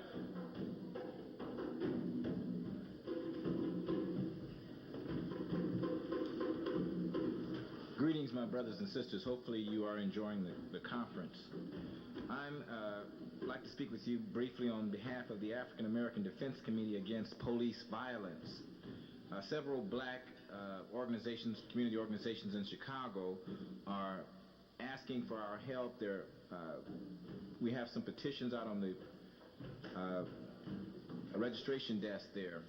And what we're asking is that you sign them. It's a nationwide petition to bring the federal government to bring criminal charges against 7 Chicago police officers who have been found to have tortured at least 50 people who have been in their custody.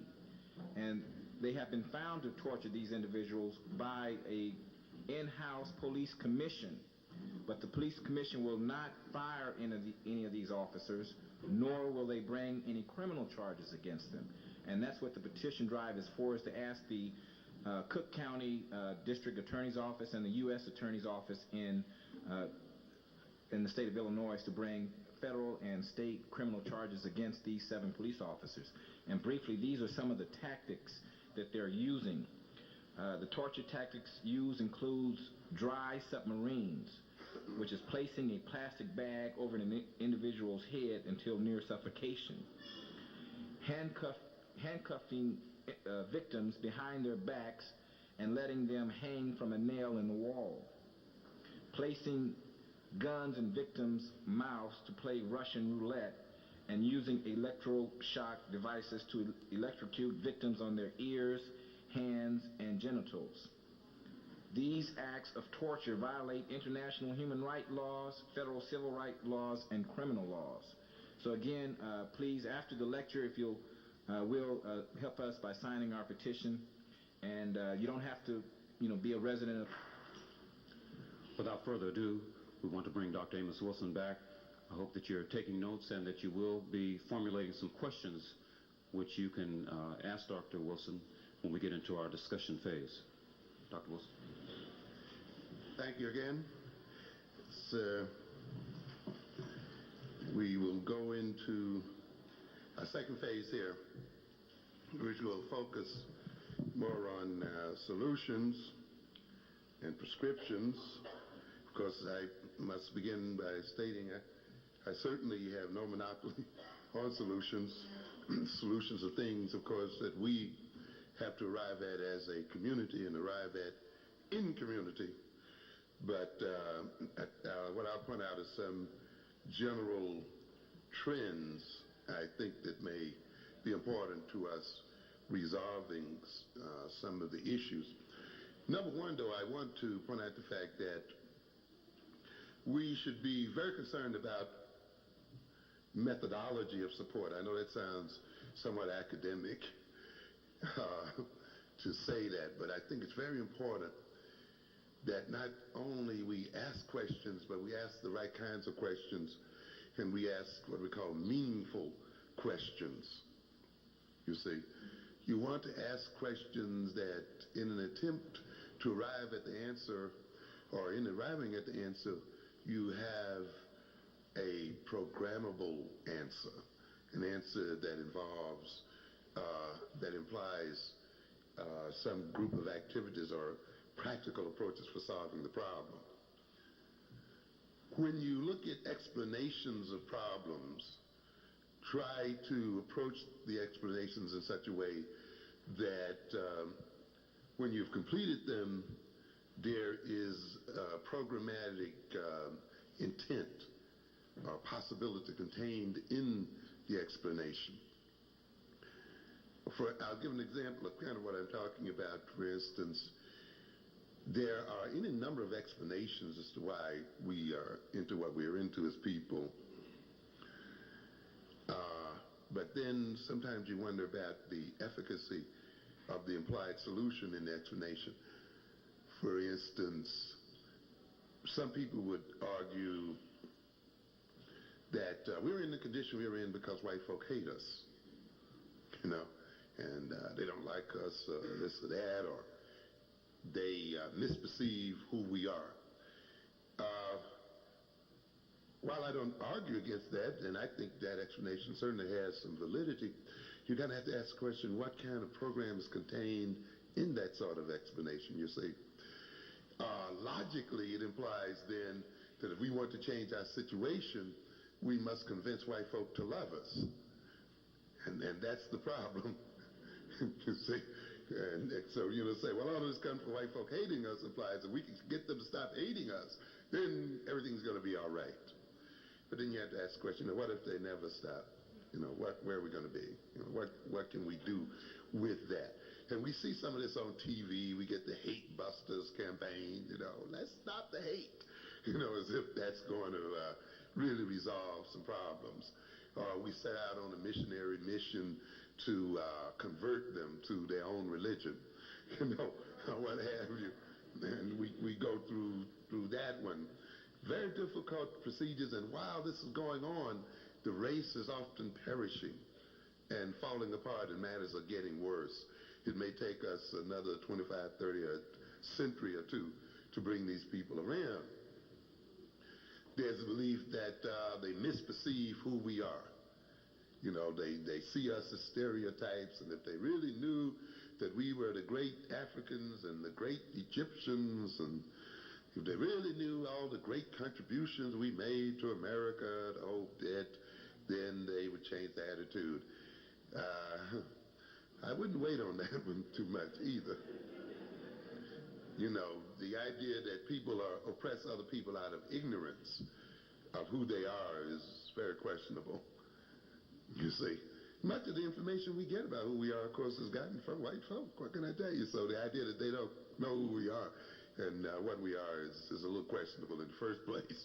and I think also the fruits of domination. Why do people dominate other people? Because it benefits them. You know, that's the point. There's benefit in it, not just because they love hating.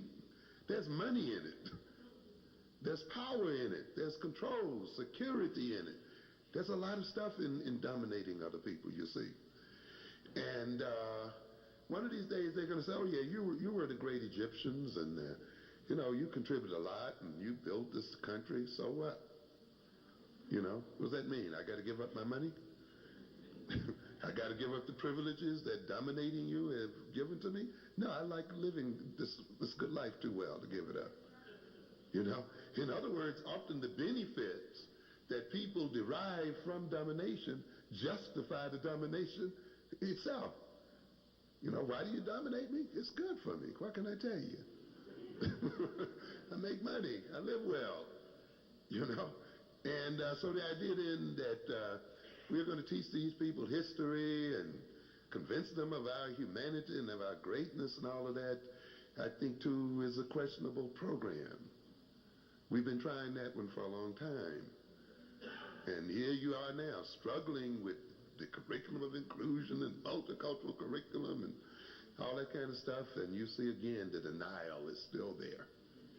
And every time you push some kind of positive idea forward, it's scuttled or distorted in some form, in some way or another. So again, I mean, and you can do explanations, you know, about ice people and sun people and the fact that these people came out of that cold climate and maybe that's why they're so cold and unfeeling. I have no problem with that as explanation. But what are we going to do? Thaw them out? You know, heat them up? I don't know. You know, what solution is in there? See, I'm not arguing with the explanation. I want you to understand that. You see? But I'm talking about what program is contained in the explanation. And so often you before you get caught up in the discussions of racism and this thing and that thing, you want to look at the question itself and look at whether answering the question and developing the question has in it a possibility of a practical program as such. You know, it's all right to talk about the white man protecting his genes. Perhaps he is. Certainly he's a minority in the world. And perhaps if he jumped into race mixing, he would disappear as an identifiable ethnic group and stuff like that. And maybe white men do have penis envy of black men, you know. But, you know, what are you going to do? Shrink it? You know, is he going to change his mind as a result of that? Undergo some kind of gene splicing operation in order to resolve the problem? These are, so, you know, sometimes we can get caught up in answers and explanations that are exotic, and they're really, they certainly are valid in many instances, but often sometimes they are not exactly practical in terms of their programmatic intent. And this is the kind of thing that we have to look at. Part of my approach, the reason why I'm writing the book on power then, is that I sort of reached a simplistic approach to this problem that says white folk do to us what they do to us because they can do it. You know? And frankly, I don't give a hoot what their motivations for doing it are. To tell you the truth, I don't care whether they come from the ice or the snow or they have gene problems or other kind of problems. I'm not going to take their oppression regardless of their reason. There's no reason for black people to take the oppression of white folk. You know, it doesn't matter what it is. And so in the end, their capacity to oppress us, as far as I'm concerned, boils down to the fact that they have the power to do so. And if we want to end their oppression, we must end their power to oppress us. And so the goal becomes one of equaling their power, neutralizing their power, or overwhelming their power, you see, and blocking their capacity to oppress us regardless as to how they feel about us, you see, regardless of what their motives are. And that's why then I started focusing in on the issue of power. By what means can we gather enough power to block these people's ability to oppress us and do what they will with us? What kind of power do we have available to us as people? What kind of potential do we have available to us that we can bring this change about in the world? And we must go for power as a means of protecting our interests as people, you see. We have to study power how is it developed? How is it applied? And we learn that power is not contained in the people. These people don't have power because they are white folk. Power is not inherent in a race as a biological fact. You see, these people have not always had power. Their domination at this point really has been very brief. When you compare their history, you're talking about about a 500-year scope, not much more. Even though many of us who don't read history, you see, we fall for the idea that white folk have always run the world, and they always will. I mean, that's such a joke. White folk have not always run anything. You know, these people just came up into their ascendance, starting in the 15th century, more or less. Yeah, so we're not talking about people who've always run something and always will. No. Power essentially is built around strategy and technique, how people align themselves with each other. It is centered around organization, you see, and systems, not in people, not in individuals, but alignments, systematic relationships, tactics, strategies. This is where power comes from. And so we need to dissociate, you see, power and whiteness and power and race. And you can see it in your own history. Just the issue of alignment is an interesting one. The fact that in Montgomery, Alabama, all the folk decided that they would walk. That's a different alignment, isn't it? That was a different alignment of people from all sitting in the back of the bus. That alignment changed the power relations. Right there. The fact that people walk together, shoulder to shoulder, you see, and march is an alignment of people. And that alignment itself, just people lining up like that, changed the nature of power relations in the South. The fact that people sat by each other side by side at a lunch counter, you see, or placed themselves in a particular position. What is this? Strategy, tactic, you see? And that changed what? Power relations. The fact that people refused to buy something, you see, to participate in a particular way, brought about what? Power. See, so it's not inherent in skin. It's inherent in organization. It's inherent in pattern and in ways of relating, you see. So the powerlessness of our people to a great extent is not gone, it's just not being used. We used it when we wanted to assimilate, you see, and then we gave it up once we got a little bit. You see, but now we don't want to use it again. We can use those same methods, techniques, plus new ones to achieve new goals and new things if we want to. But you got to study power. You see, there's a whole field in the social sciences that deals but nothing but power. The people that rule us just don't rule coincidentally. They are students of power. When they major in government and so forth, they're studying power and the use of power. Machiavelli wrote about power and how does a prince rule and what's necessary for ruling people, you see. And you got to understand then, if you're going to change the power relations, then you've got to understand the tactics of power and use them to protect yourself against others. As I said earlier, power is about living.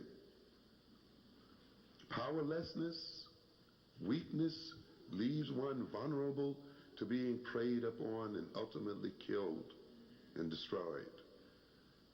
And even a plant has to have power to drill its roots into the soil, stuff like that. And so we must get away from the idea of power as some kind of foreign thing for us as people. A great deal of power, a great idea that's important to power is intentionality. You've got to intend to get it to really have it. You see? You've got to have some kind of goals that you're shooting for. Intentionality, because intentionality organizes your resources and your forces, and it systematizes the potentials that you have so that they collectively contribute to achieving the goal.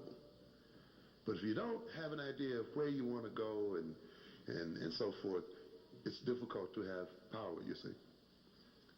That's why we talk about nation building. If you intend to build a nation, that intentionality organizes everything else. Once you make up your mind that you're going to build a nation, once you make up your mind that you're going to build an African global economic system, then how you educate your children, how you socialize children, how you're going to relate to each other in terms of individuals, the kind of institutions that you must develop, the kind of organization of money, and all of that becomes organized under the influence of the goal of the intentionality, you see. To a good extent, we have been weakened by disempowering intentionalities. And there are two major ones that I talk about, and I call them fantasies, really. That black people operate under the influence of what I call a collective fantasy. Yes, groups can have fantasies just as well as individuals. And fantasies are not just the thing of children. They are part of our adult life as people. Many of us are still trying to fulfill fantasies that were generated in early childhood. You know, we're looking for that perfect love, or that this, or that, you know. And every time we meet someone, we're trying to bring them into our fantasy and, you know, fit them into our, our concept of perfection.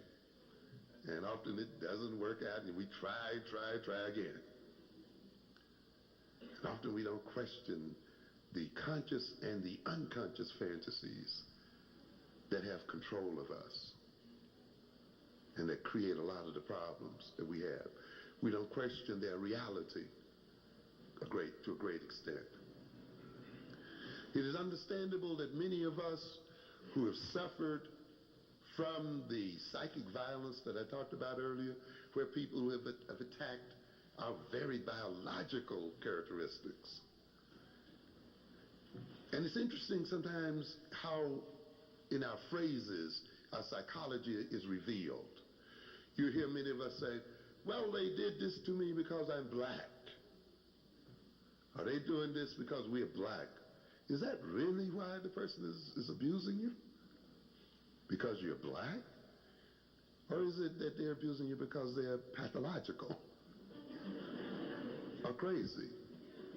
You see, that's why often we suffer the kind of abuse we do and suffer the way we do and indirectly blame ourselves for our own suffering and blame our color for the craziness and madness of other people. And we can hold then the people who abuse us, lynch us, beat us, do all the kind of things we complain about every day. We can hold them up as paragons of normality and as ideals that we want our children to be just like, of the people we want to live with and think like and be like, and forget about their whole history and the relationship of their history with us. And just turn in a simple phrase, say, well, yeah, we want to be just like them. We don't want to be no different. And of course, you can see the more you get just like them, the more you abuse yourself. If they abuse you, the more you like them, the more you're going to abuse yourself. Yeah. in the black-on-black violence, I talk about that as what? Identification with the aggressor. See, the aggressor, when he gets through kicking you and knocking you around, tells you, I'm doing this because you're different from me. And so you get a logic that says, if I were just like him, and if he and I were one, then I wouldn't suffer the way I do. But yet his system, his privileges, and his power is built on our suffering. It's built on our domination. You see? If his power and privilege comes from abusing us, then for us to become one with him, we'd have to engage in what? Self-abuse. Yeah. And become a part of his system, allied against ourselves as people. This is why we talked about Colin Powell. He's like, oh, he's a part of the United States Army. He's leading the United States Army. He's got power. You're out of your mind. He doesn't have any power. He's still a servant. Read your history. There have been slave armies, whole armies of slaves who fought for their masters against even their own ethnic groups. Read Chancellor Williams, Arabized Africans under the influence of a philosophy where they even attack their own genetic brothers and sisters, you see. Not as an army of free men, but as slaves. There have been slave generals who've led full armies, who themselves were slaves. So the idea then that you may have a man that's leading an army and heading all the United States armed forces, that represents some kind of freedom and power, you're badly mistaken. And he becomes the head of this just at the point where the United States is developing a policy called, a policy now that tries to get them to deal with North-South conflicts. And what are those conflicts? The conflicts between essentially European nations and non-European nations. And he has to lay out the strategies. How are we going to deal with these third world insurrections and all of this stuff in the future, as if he's not a part of that? Now that to bring that up, I just want to mention one quick thing here of a very interesting thing that was published back in March 8, 1992 in the New York Times. And it created a little stir, and then it quickly disappeared because it was so blatant. The article is titled, U.S. Strategy Plan Calls for Ensuring No Rivals Develop.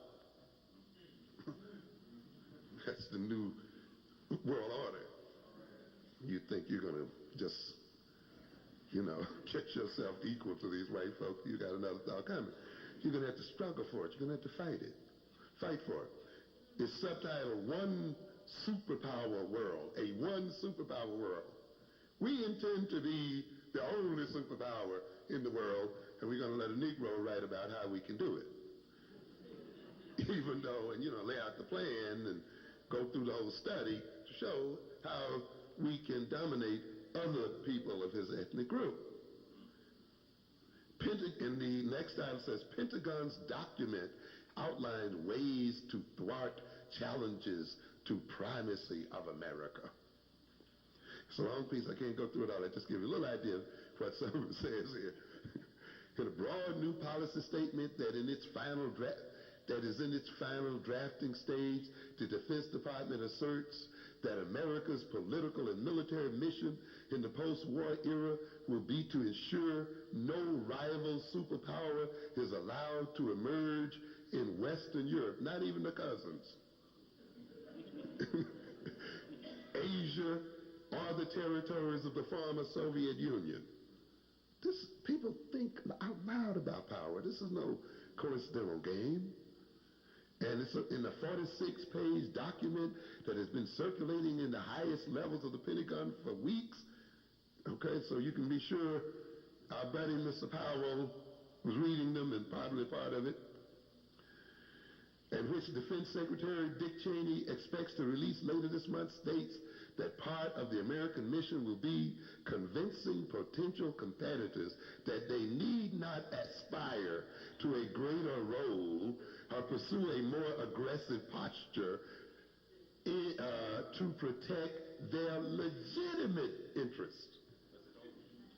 Okay? All right? It was so stark until some of the people, said, hey, you got to tone this down. You can't let everybody know what the deal is here. Okay. The policy of deterrence.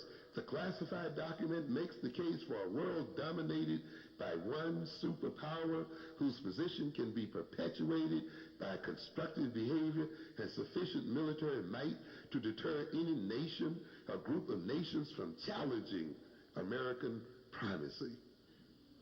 Okay? It's in your face. That's why they don't want you to read, you understand? This is why black children are not taught to read.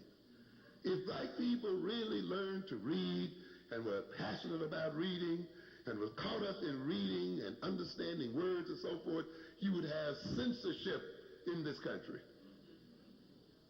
You see?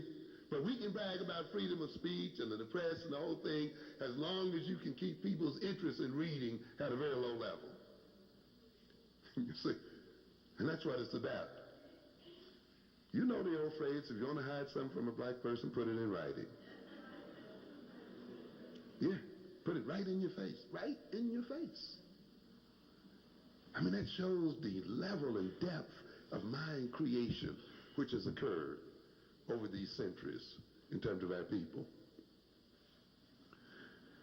To perpetuate this role, the United States must sufficiently account for the interests of the advanced industrial nations to discourage them from challenging our leadership or seeking to overturn the established political and economic order, the documents state. With this focus on this concept of benevolent domination, by 1 hour, the Pentagon document articulates the clearest rejection to date of collective internationalism. You know, this great brotherhood you ever seen about in the 60s? The strategy that emerged from World War II when the 5 victorious powers sought to form a United Nations that could mediate disputes and police outbreaks of violence. And it goes on, if you get a chance to really read how nations and people think, just take a gander at it. I mean, some of the statements are amazing.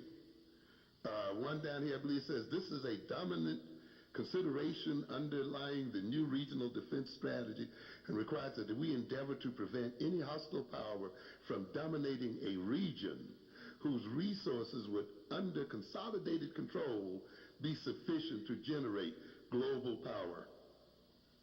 Okay? These people never intend to turn you loose. Yeah. If you're sitting around here waiting for some glory day when, little black boys and little white girls and all that other stuff gonna hold hands, you're gonna wait forever. That ain't the way it works. That's not the way it works in the real world.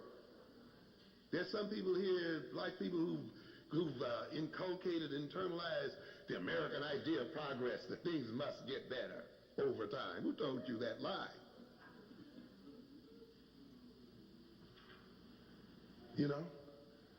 Nations regress in history as well as progress in history. Look at the history. It's right there before your face. Ethnic groups have disappeared. Ethnic groups have been destroyed. Even species of animals do what? Disappear. Where is it written in concrete then that you're here forever? Huh? That you necessarily got to be what? Better off tomorrow than you are today. See, many of us have bought that idea. Oh, well, we were in slavery. 200 years ago. Look at where we are now. So that means, 100 years from now, we're just going to really be in heaven. Well, forget, shoot. Nobody guarantees you that. That's not written in concrete anywhere. And so many of us have given up, see, the development of power, development of self-sufficiency, and the other kind of things because we just sort of expect this automatic progress to occur. You see, that it's just going to automatically get better. It could get worse. It could go the other way. And if you read the signs correctly today, it's going the other way for African people. Yes. I was telling you earlier about the economic changes going on in this country. And I detail that in the book on power to try to get across to our people the tremendous structural changes going on in the United States economic system.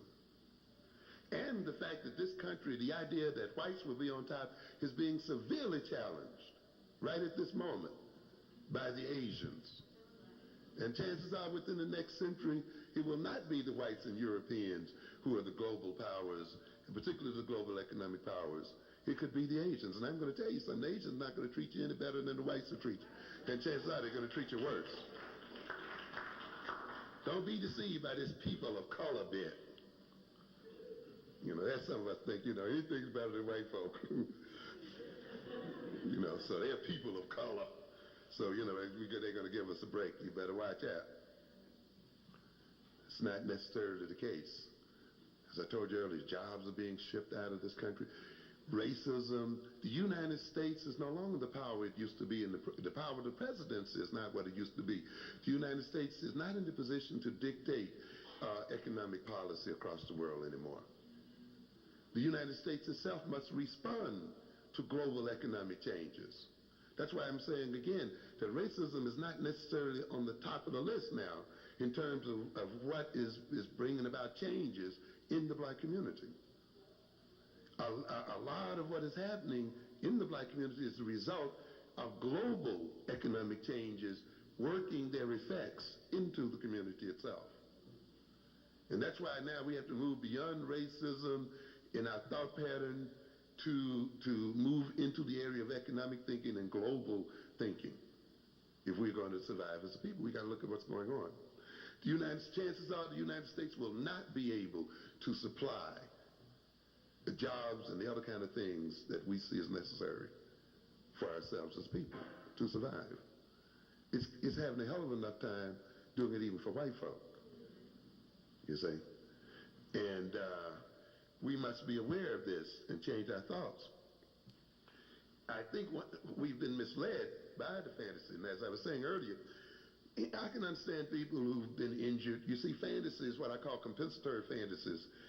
As implied by the word compensatory, means that the person often engages in wishful thinking to compensate for a painful reality. You see, they wish things were different than what they are.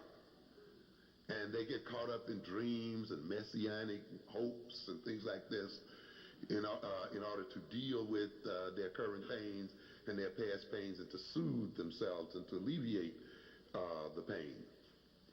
So it's somewhat understandable that a sizable group among us looking at the psychic pain of oppression, looking at our suffering at the hands of whites, believe that our solution would be one that involves merging with them, becoming one with them, convincing them that we are not black even when they're looking directly at us, so that they would see us only as some kind of abstraction, as a man, as a human being, so that, our pure biological state would be looked through. And the logic is clear, the idea that if we can convince them that we are no different from them in any sort of way, then their violation of us based on difference would disappear. And so it's no wonder many of us got psychologically caught up in the fantasy of the great merger. And you can tell when you have a fantasy, a collective fantasy by the way people respond to certain types of leaders. You see, when Martin Luther King came out with that fantasy of brotherhood and all of us holding hands and all this kind of stuff, you could see the black community emotionally attaching itself to that concept because he articulated a lot of our own personal fantasies and articulated the way out of our pain.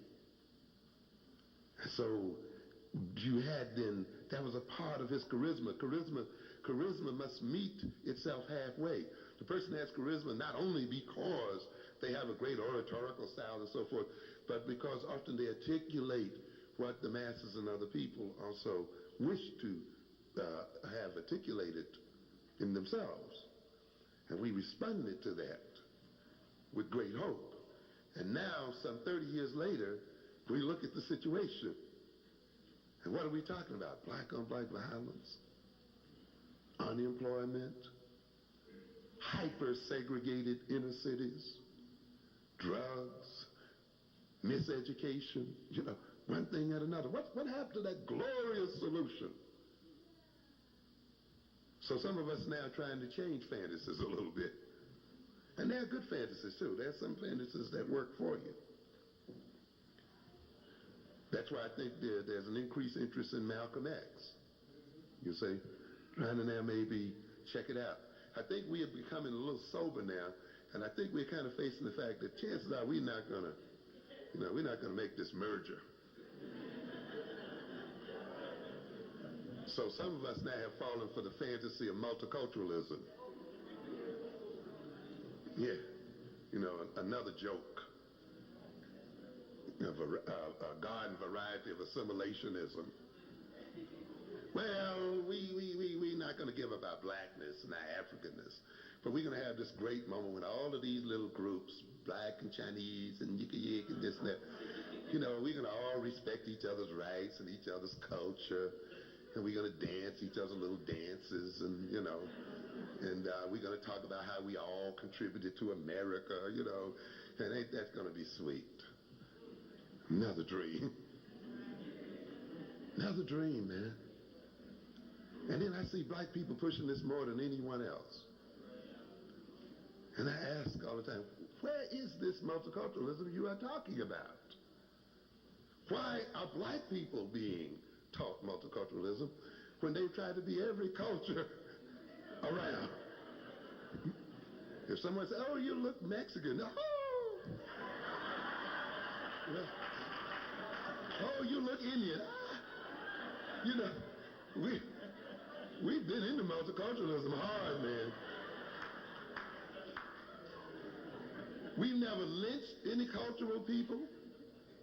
Other people from other cultures have come to what? Live among us, marry among us, go into business among us, the whole bit. We don't have a record of heavy anti-culturalism. So why is it we're being taught that, huh? Isn't it amazing? Do you know the only culture that black folk have rejected wholesale? African culture. That's right.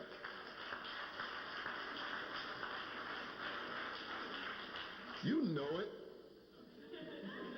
I ain't no African. Don't call me an African.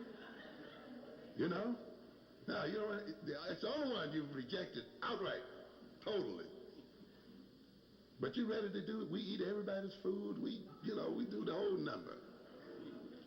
We buy from everybody. We do the whole number. Then they're going to tell you, what you need now is more multiculturalism. It's a joke. It's a joke. And how's somebody going to respect your culture when they see you down in the dirt? How are you going to say your culture is the equal of other cultures and should be respected for other cultures? And then they look at what's happening to you and they're going to ask you, well, if your culture's that great, why are you where you are? You see, this little intellectual game about having respect for other people's cultures, forget it. We're talking about inclusion. Inclusion into what? Some sick system? Why should I have an equal respect for European culture by which I have been victimized? How is that culture equally respectable to my own? You understand? Yeah. You got to think. When we talk about African people and African culture and talk about a curriculum of inclusion, black people and African people are not suffering merely from the fact that our culture has been ignored and not taught in school. Not the way some other cultures have. Okay, the Chinese culture might not have been taught in public school, but the Chinese were still speaking Chinese, still eating Chinese food, still got Chinatown. They have a continuous what? History and culture. It has not been broken. Okay? And you can name many of the others. The culture still goes on. The history is still there. The whole thing is still there. But then you look at African culture. We're talking about a culture that has been what? Chopped up and made discontinuous and destroyed. You understand?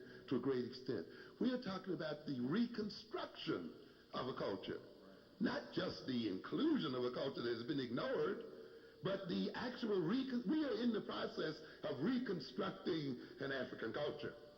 And therefore the little inclusion is not going to be sufficient for what we are about as people. We are talking about trying to heal the wounds that have been perpetrated on us as people. So the education, our education is not just a process of talking about African history and doing African dance and talking about how we contributed. We are talking about trying to heal ourselves as people. We are involved in a therapeutic engagement, not a mere trotting out of little cultural doodads. You understand what I'm saying? We're in the process of liberating ourselves. So there's no little inclusion that's going to meet that kind of need, ladies and gentlemen.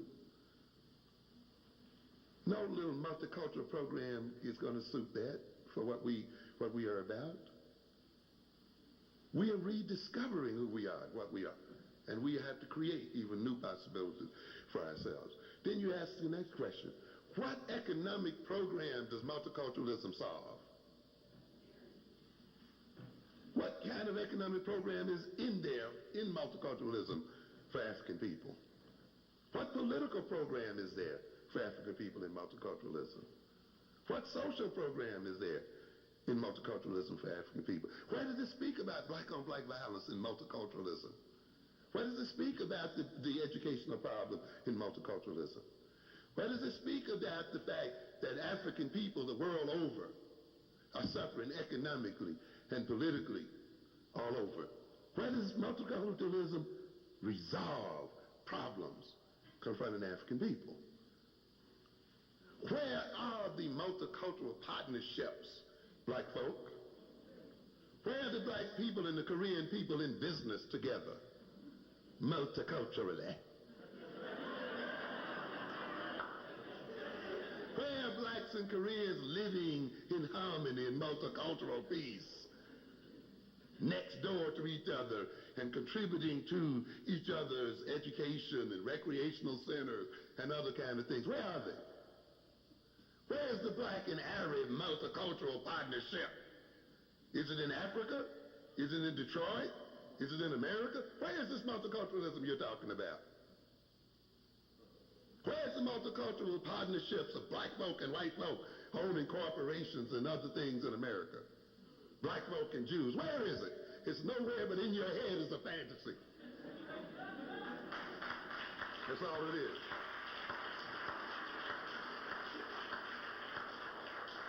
And while you are fantasizing about this multicultural joke,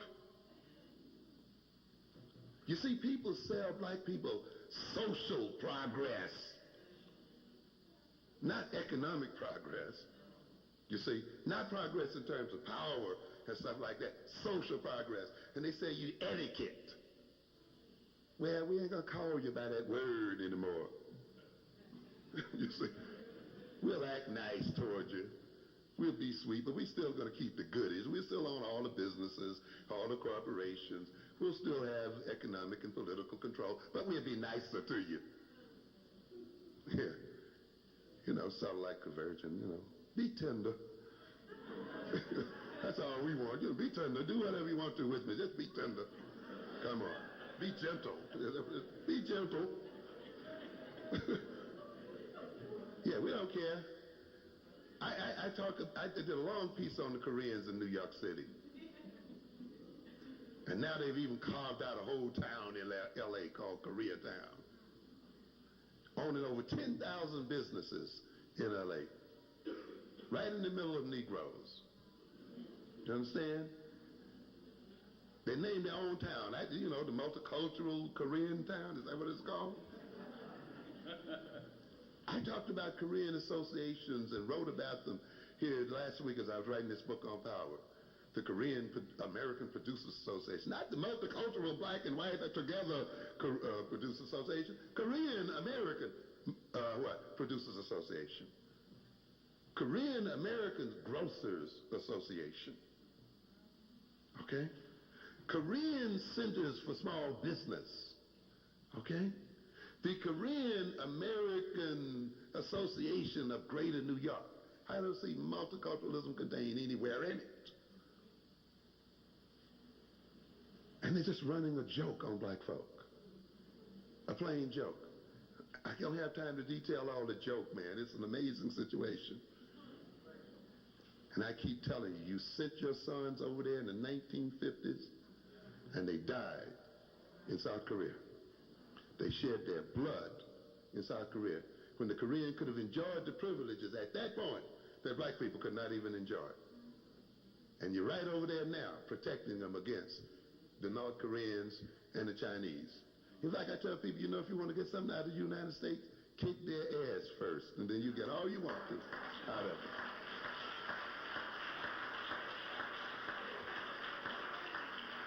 Why am I saying that? You look at who the United States aids. Japan, black people dying in that war. Rebuilding Japan, protecting Japan. Send black people over there to fight the Japanese.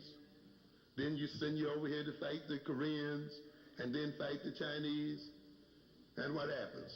After you get through fighting, they take your tax money, build an infrastructure, build a stable government so that white boys can have a place safe for their own investment. And protect it with U.S. money and money from the U.S. Treasury. This is what you get, you see. That's why I don't care for contributionism, you see. So you fight that and whatever. So the Koreans end up getting the money. And now this country is courting whom? The Chinese. Falling over itself. The Chinese fought them. The Japanese fought them. Then we have the Marshall Plan. Right? The Germans fought them. 300,000 black men fought in that war over there in Europe. And what does the United States, after you fight, they hang a few of you and do the whole thing. You can read the history. And then take the money again and build up Germany and build up the country. Even this foreign competition that we talk about that's devastating our employment opportunities and devastating the United States has been essentially financed by the United States itself. Yes. When you look at what we call direct foreign investments, the investment in foreign countries by U.S. corporations and so forth, you will see that within the last, since about 85, the United States has invested something like $450 billion in other countries. Okay? And in 1 year, it may invest something like $150-some billion, most of which goes to Europe, and Africa gets $3 billion. Okay? Africa gets 0.4% of the U.S.'s investment across the country. Africa's never fought this country. Blacks have never fought this country. But the people who fight it get the bucks. So you better get hip. Okay? And now we fight and die and give up our treasury and all of this kind of stuff, and we get a group of people then who come back over here with this and become a part of the system. When they should have been bringing us gifts and thoughts for the sacrifice we made in their interest, what do we get for it? And we got some Negroes here who think they owe these people a living. You understand? I'm telling you. They come in here, and believe me, I'm not resenting the Koreans. I am really talking about us. Because they're doing by themselves what any race should do by itself. Feed its children. See to its own security first. I'm not asking them to give up their fighting for their own interests and their children. That's not my point. I'm talking about why we sit here and support this. And this contributes directly to violence in our community. We are keeping Korean youngsters out of crime. We are subsidizing their reduced criminality, while our own go unfed, unemployed, and the whole bit, because we're so busy giving money away to other groups. And then we wonder why our own children attack us in the streets. Yes. So we think that we can give away their economic inheritance and their heritage, and then they're supposed to treat us with respect. It ain't going to happen. It ain't going to happen.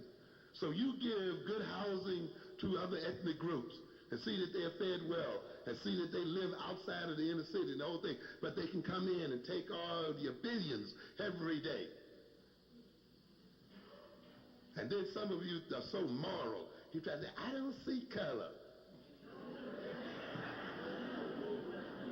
Which means you can't see your own colored children in the condition that they're in. And you can't see how you contributed to them. You don't see color. So you just shop where you get the best bargain. You even feel morally superior when you spend money with the other folk.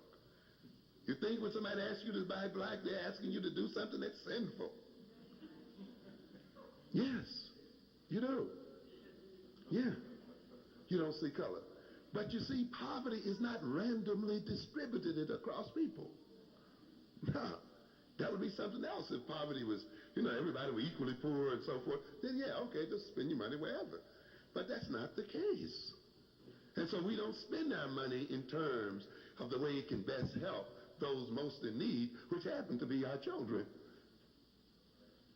And because in our twisted moral sense, which is what happens when you take a religion and you don't look at it carefully, handed to you by your oppressor, by the way, and you don't restructure it for your own interest. You understand? We're not only here to serve God, but God also serves us, ladies and gentlemen. Okay?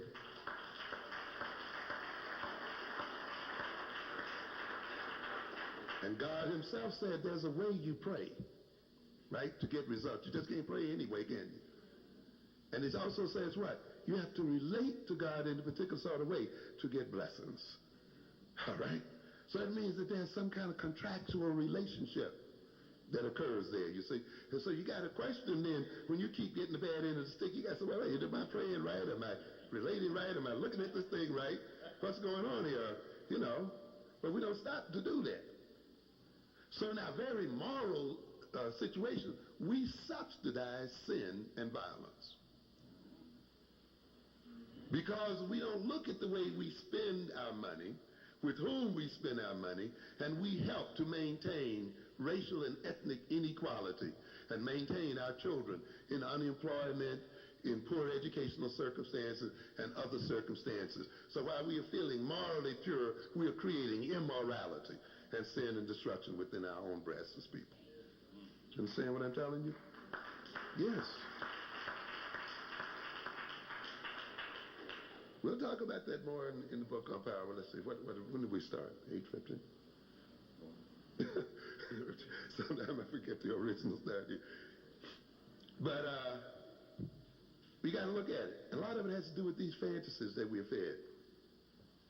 So we are fed to multiculturalism as idea and some kind of spirit, but the other people are operating based on their ethnicity. Yes, they're operating on their ethnicity. The Koreans are operating on the basis of a consciousness and an identity of being Korean. And they use that consciousness and identity to advance their economic interests, and now they're going to use their economic interests to advance their political interests in this country. The Chinese are doing exactly the same thing, moving rapidly ahead in the world's economic system. Based on what? Their Chinese-ness. Not their multiculturalness, but their Chinese-ness. The white man has a global economic system because white men live all over the globe and traded with each other all over the globe. And therefore, through a communications network, trading network, and so forth, they were able to come to dominate. But they did it in terms of what? Their whiteness.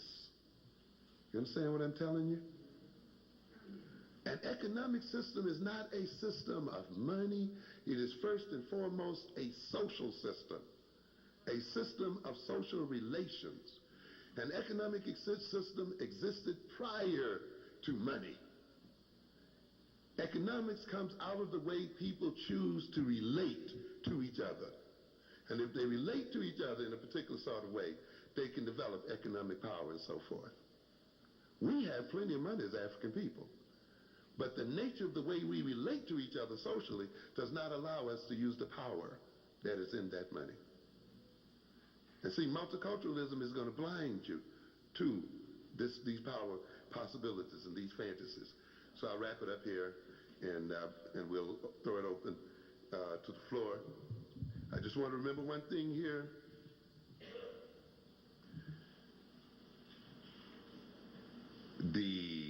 If you want to understand a lot of what's going on and a lot of the violence that's going on, you can look at what's happened in this community as you would look at what happened to China during the Opium Wars. And it pays you to study that. And remember that at first the British got hooked to tea. They became addicted to tea, but the British aren't growing the tea, you know, right? Tea was growing in China. And the Chinese says, you can have all the tea you want to, you got to pay us in silver and gold. Interestingly enough, though, the British didn't have anything the Chinese wanted. You know? They saw their products and what they were doing is superior to what the British were manufacturing. So you got a trade imbalance going there, right? The British gold and silver was flowing out at a tremendous rate, and had it kept doing so, the British would have suffered social disorganization. Because, you know, it takes money to maintain institutions. It takes money to maintain governance. It takes money to create jobs and other things and to maintain the population at peace and harmony with itself. And when your money is flowing out of your country and being sucked out, then your social institutions, those institutions that maintain harmony and peace and law and order and education and all that stuff begin to collapse. And respect for government and authority and all that stuff also begins to collapse because the government shows itself to be ineffective. So the society begins to what? Become disorganized, and you will have then violence and other kind of criminality and things occurring. So the British recognized that they couldn't keep this flow of money out, just like the United States is recognizing it as well. It's telling the Japanese, hey, we can't keep this trade imbalance the way you got it. If all our money keeps flowing out, we cannot meet the social needs of our people. We cannot provide them with health care. We cannot provide them with the other kind of things that they need. And at some point, they will begin to rebel, and there will be disorder in the society, you see. This is the value of using the concept of a nation within a nation when you think about us as a people. You must think of yourself as a nation within a nation. And if you think of yourself as that, you can see the root of much of why we're suffering the way we are as a people.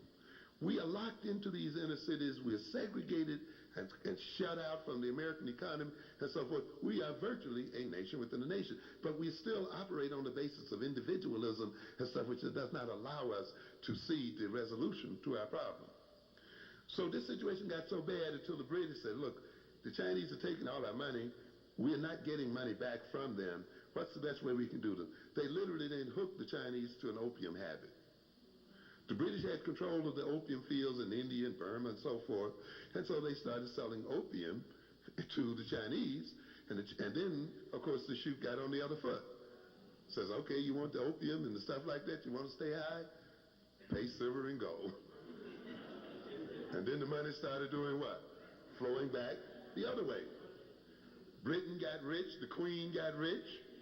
The United States made a whole lot of money too, by the way.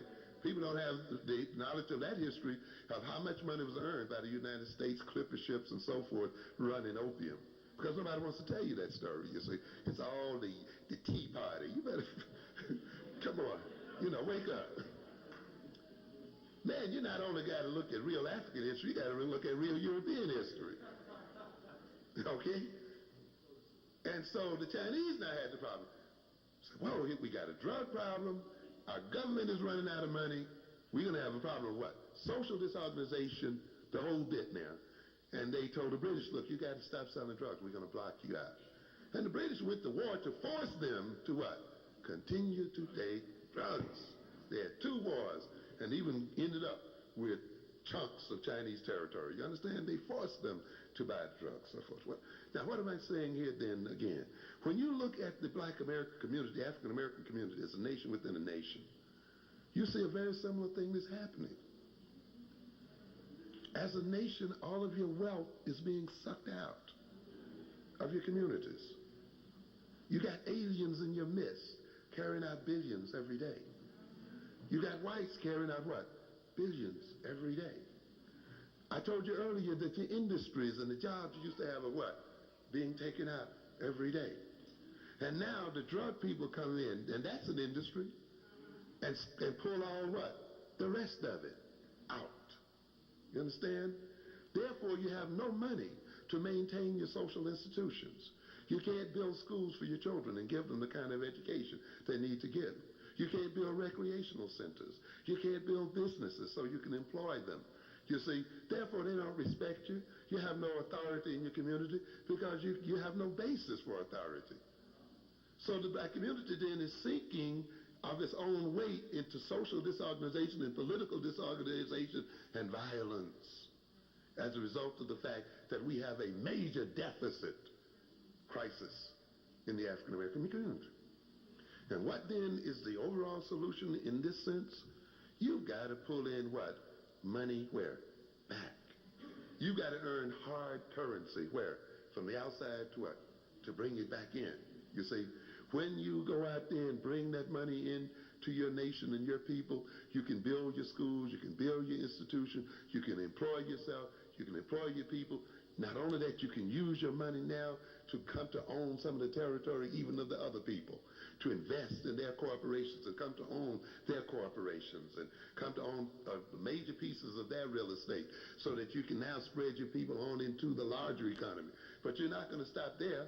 As you build and money and bring that money into yourself and create wealth in terms of your own nation and your people and earn wealth from investing in the larger economy, you're going to enter into international trade.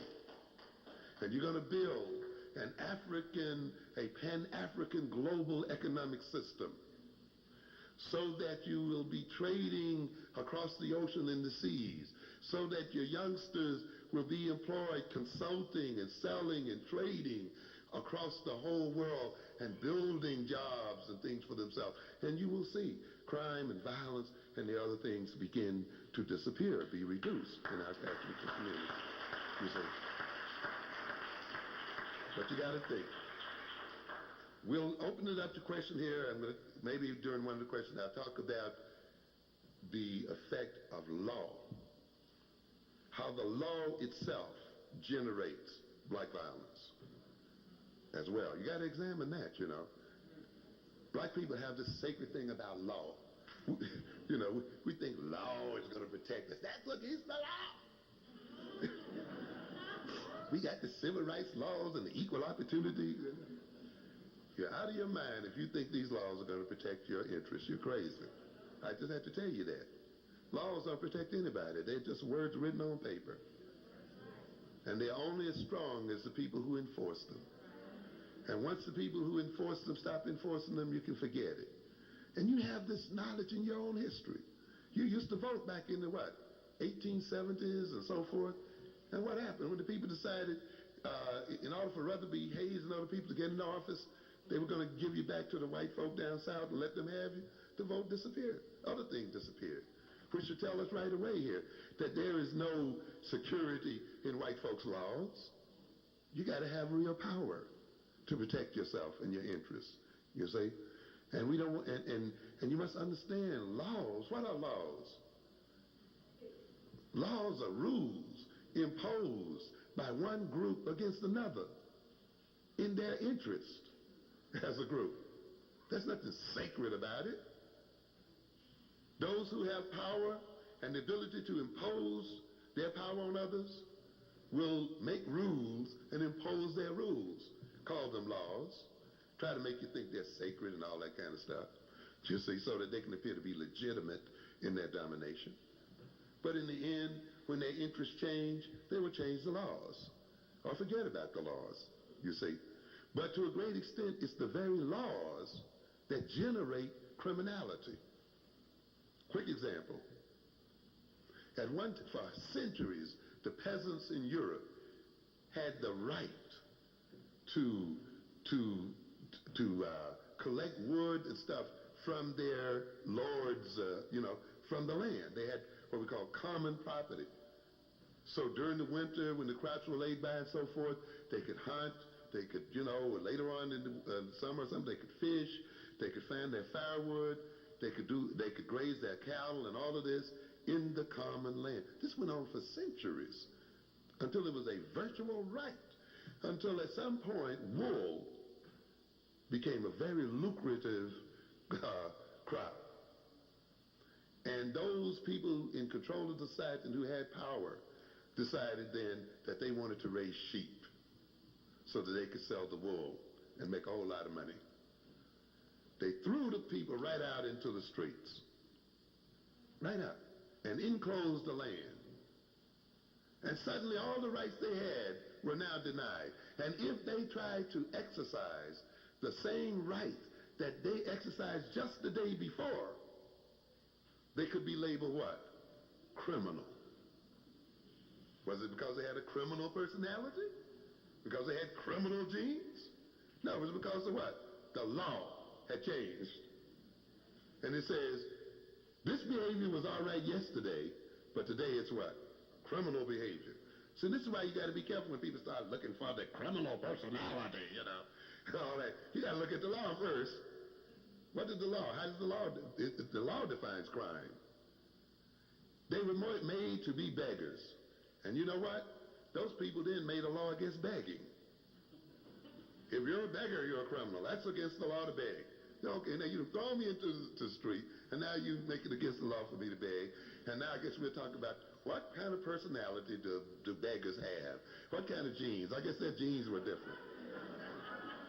You see? Not only then did they pass a law against begging, they passed a law against people giving them charity. Yes, it was illegal to even give them things, I'm telling you. In fact, they had to get a license to beg. So you could be arrested for begging without a license. Okay? That's law. Law. Not personality change, not genes, but what? One group deciding that it is in its interest to make law. And in making that law, creating what?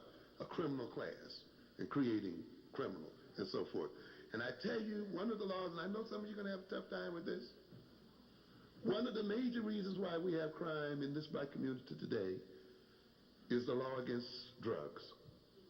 Prohibition. The prohibition against drugs. Yes. I know it's a hard pill for you to swallow, but that's the way it is. What can I tell you? Let's go back to the prohibition against liquor, alcohol. What happens once the law is passed? Liquor becomes expensive, right? It's prohibited.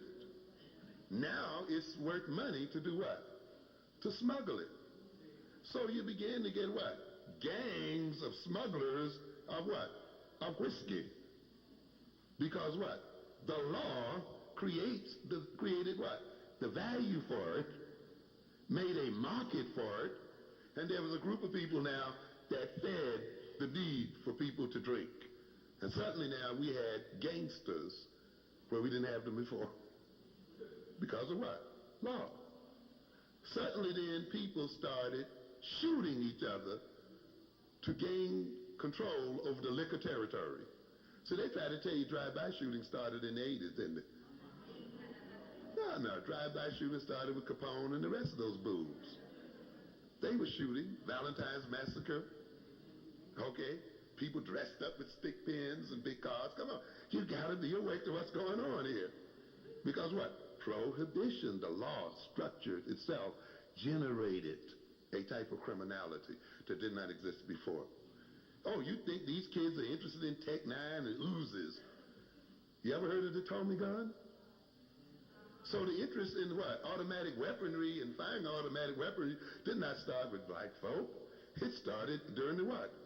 Prohibition. It was a weapon used for prohibition. In other words, in the violence that we see, when you look, and here you do, you sit down and you look at the Untouchables every night, and you don't learn a single lesson from it, do you? Right. It's sitting right before your face. Drive-by shooting, automatic weapons, murder, death, killing, terrorism, the whole thing is right there. But the system makes you want to believe that this started with crack and crack cocaine, and this comes out of the criminal personality of black young men. You understand? It's right there before your face. It came out of the law and the structure of the law and the structure of the justice system. You see? And they fight over territory, and they fight over the earnings that come from it. And then, like any people who are in a war, they choose the best weapon. This is what's going on. You understand me what I'm saying? So you got to look at the law, you got to look at the nature of the law, and how this law and the construction of this country itself creates this situation. And you'll also recognize, despite all of the fights that Elliot Ness went through, he didn't win it. Didn't win it. Didn't win it, did he? And what had to happen ultimately? They had to repeal the law. With the repealing of the law, certain types of what? Criminality and violence went away. Now, we have every choice. I'm not advocating necessarily the legalization of drugs, but you got to think. And main thing I do want to do is just kind of crack your mind open a little bit before you're just too quick with the moral condemnations and the psychological condemnations. I can say that as a psychologist, you see, and all of this other stuff, that you got to look in a broader situation than we're looking here. You see, so you got to look at how the economic structure of America contributes to the disorganization and destruction of the black community. You got to look at how the criminal justice system itself contributes to this. You got to look at how the whole global economy is operating, how immigration also is having a major impact, and other things if you're really concerned about genuine solutions. Thank you for your attention.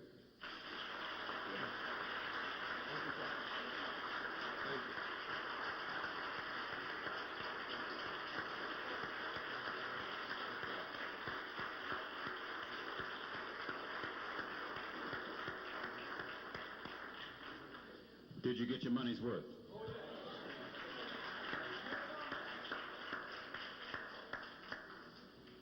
We'll entertain questions at this time. If you'll step up to the mic and please make it a question and not a statement. Okay, Dr. Wilson, I think about 2 years or 3 years ago when I first heard you speak at the Third Eye Conference, and it was really an eye-awakening experience for me because that was really a turning point that really opened my third eye. And the one thing that I realized it was the false images that had my eye covered. And so you really alluded to that, but you really kind of today really hit on the laws and the Constitution, and I really was, as I was sitting there thinking, and you just made me think about pro-prostitution and Constitution. And so you talked about the play on words. And the other thing that I thought about was there was an old saying by I can't recall who it was, but it says, "We have nothing to fear but fear itself." And even within that little phrase, it has it says that we have nothing but fear. And so how does someone begin to conquer, I guess, the subliminal messages in words and in statements?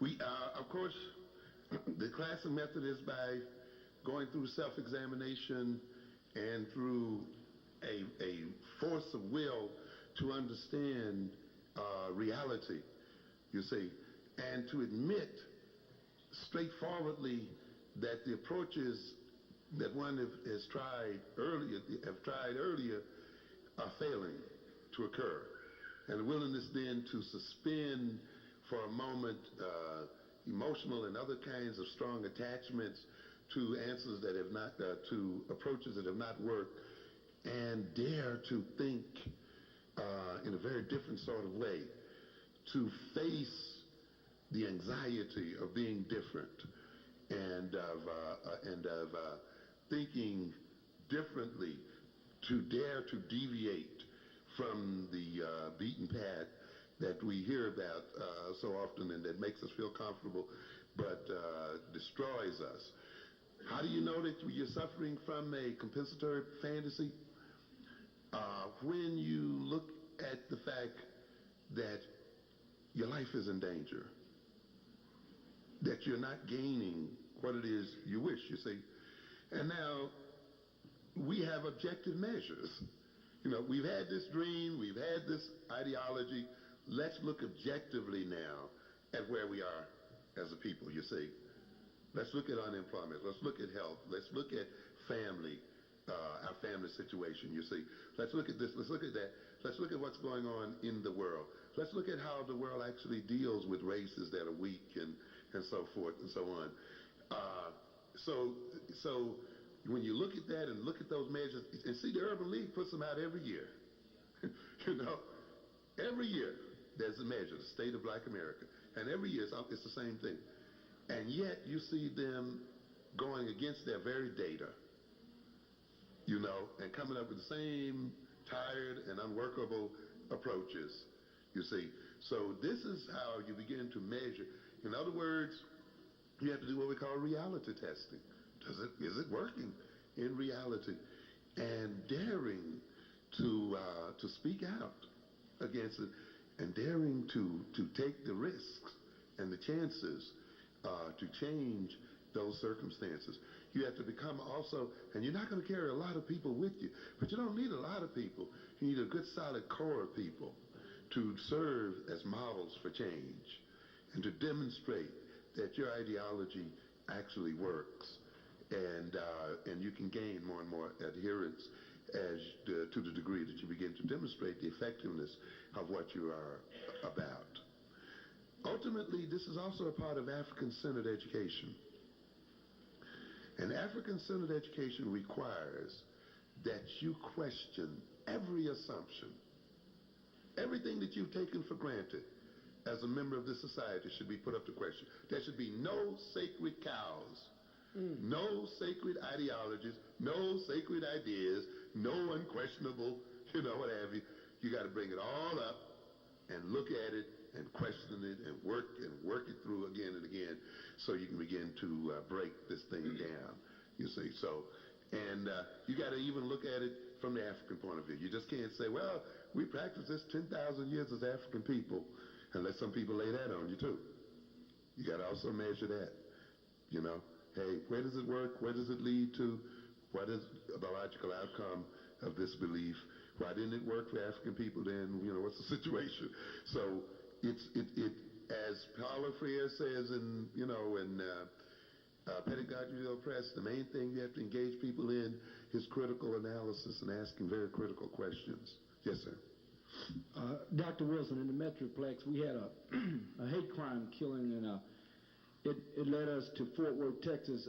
15,000 and some marchers went to Fort Worth, and as I watched this, I came up with the conclusion, because it was 15,000 people listening to, once again, a bunch of preachers talking about peaceful rallies, and why the peaceful rally was going on inside the building. These are pictures. The white power structure had dogs and soldiers, and not soldiers, but police waiting for anything to go wrong to attack these 15,000 that was peacefully marching.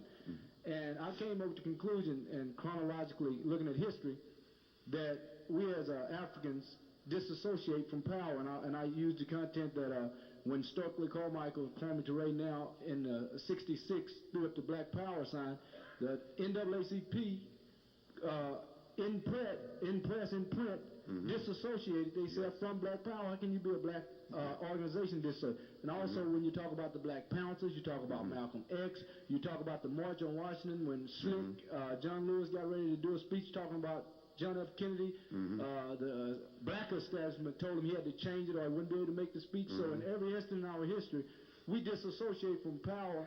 And I thought I had came to the conclusion because we're afraid to die, but I proved that wrong when I kept studying how many people we done lost in other wars. So when are we going to learn to die for the right reason? Yeah, I appreciate your comment there very much. You know, we were a nation, and we really thought ourselves as a nation. Like many nations, you know, your leadership would come up for question and evaluation ever so often. And you would measure, you know, like the president, you say, are you better off than you were 4 years ago, you know? And if people decide they're not, they kick the guy out. But, you know, we keep getting this leadership here that has failed us time and time again. And yet it comes back again and again. And we have not sat there and looked at the record and say, but you've been providing this leadership now for the last 20, 30, 40 years. And look at what we're in. It's time for you to be displaced. There's a place and time for almost any kind of tactic. There's a place and time for peaceful march, but it's a strategy, you see. There's a place and time, those of you in the Bible, you know about it. Ecclesiastes, right? Season and the time for this and the time for that. You know, and so the idea is choosing what? The appropriate time. This becomes the essence, you see, a part of the essence of normality, knowing when and under what circumstances one must make certain moves. The neurotic person becomes stuck on one method, or one approach, and they use it regardless of its inappropriateness, and it creates all kinds of problems for them, you see. But the person who is maximally adaptive, you see, looks at a problem and determines what is perhaps the best way to solve that problem, and then uses a whole array of options. This is why it becomes dangerous to have only one kind of leadership, because people tend to interpret and approach problems in terms of their professional orientation. See? And that's why I don't only read psychology or talk about psychology. See? If you're not careful as a psychologist, you can psychologize everything. You see? And then you're working all on consciousness all day long, you know, and that kind of stuff, not feeding people, employing people and stuff like that. And the same thing happens to ministers. Everything becomes a moral problem. And all of it is the result of what? The lack of love between people. You know? And so, you can get caught up, and that's a part of it, but, you can't get rigid around that. You got to also what? Deal with other issues. Problems are multi-causal. And when you're in a profession, you have to be very careful not to let your profession focus you and blind you to other possibilities.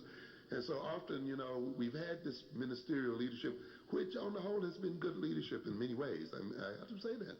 But on other levels, it has cost us a lot, because often the many, not all of them, by the way, but many have become, have gotten tunnel vision. And they're going to solve all the problems through love. And that ain't going to happen. And I tell you, and it's time for us then to bring to bear an array of people on our problem, and to bring now into the forefront new types of leaders and people with other kinds of perspectives in terms of what we are dealing with as people. Yes, sir. Yes, sir. Oh, yes, ma'am. Dr. Wilson, you've talked a lot about economic strategies to pull us out of various situations that we're in. And I realize that we cannot go back several centuries back before when traditional Africans, did not deal in personal property and all that sort of thing. But my question has to do with, since you talked a lot about economic strategies, do you think that capitalism as an economic and as an ideological system is the type of system that we Africans should strive for in terms of this Pan-African global economy you keep referring to? You're espousing capitalism? Not necessarily. No, I was saying that because I understand your question. I'm very much in the middle now in this last chapter of trying to figure out, try to, come up with something as an alternative to capitalism. I am not satisfied with capitalism at all. I feel like capitalism is a savage system. It's brutal, and it's a type of what I call rationalized greed. And it's a greedy, mean system. I haven't quite worked it through. I'm really in the midst of working it through, but I just want to let you know I have not, accepted that. However, at the same time, I'm not millennial. I can't wait for the great classless, raceless age to occur when we all are going to get rid of the system and private property is going to go out in a whole bit. Our people need help right now, and we've got to survive right now. And so I figure at this point, the game is capitalism. And we may as well just play it as hard as everybody else plays it. So in fact, I have a sort of a cynical approach here. I said, since people change things once black people get into the game, maybe we really get into this game of capitalism real hard. They'll find another way out, particularly when they see we beating them at the game. And then I have another cynical approach that says, sometimes the best thing to do is just run a system into the ground. You know what I'm saying? If you want to play this kind of game and you want to play hardball, we're going to play hardball with you so that, in a sense, then you're going to learn that this perhaps is not your best. Can you honestly tell the average African in America today that what they should do is to pursue capitalist pursuits as a way out of our situation? I look at it this way. This is the way I look at it. Because capitalism builds on the misery of other people. And we know this. Yes, I can say that. Okay. You can say it. Yes. Okay, thank you. Yes. Why am I going to say that? I don't see why I should be the misery other people live off of. And I don't intend to be any sacrificial lamb for any other group of people. Okay? One of the best ways for you to keep capitalism in place is to become a sacrificial lamb for capitalists. Okay? And so the idea here is, look, if you're going to play this game, you're not going to play it on me. It's not a game I like. It's not a game I want. But at this point, it's not a game that I can change as well. And in the meanwhile, I'm not going to let you feed on my body. Now, one of the things that we have to face is what we call the zero-sum society. Some of you have seen, who is it discusses that? You can find, Thoreau, yes, Lester Thoreau. Right out there on the shelf, zero-sum society. What are we saying here? Some must win, and some what? Must lose. Unfortunately, we got a system, this so-called capitalist system, that is unable, due to its nature and its logic, to provide people with a generally good living. And so sometimes we are in a forced choice situation that's unpleasant. And that forced choice situation says, if we're in a zero-sum game where somebody's got to win and somebody's got to lose, then I'm going to go to win.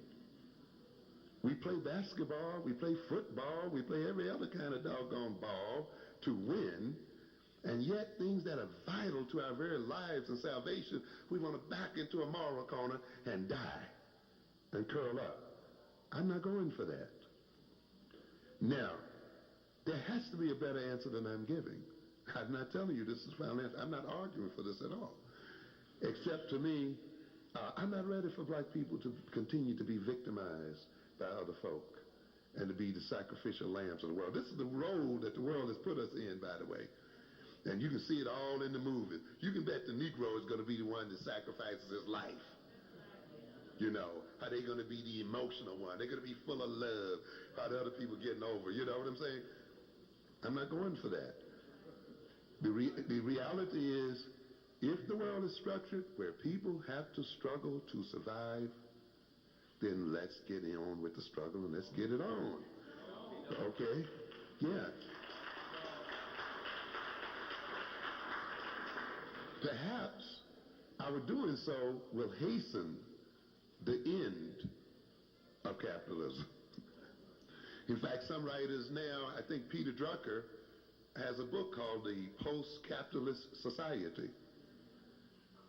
In a sense, these people know this game is pretty much up already. That capitalism, they don't know which way to go with this system. In fact, it's to the point now where chances are it's headed for a tremendous crash. Because the markets are shrinking, many of the exchange systems are out of control. Even though these people are shipping industries and everything to Mexico and so forth, they still are not paying these new workers enough money to even buy their products and so forth. So they are in severe crisis.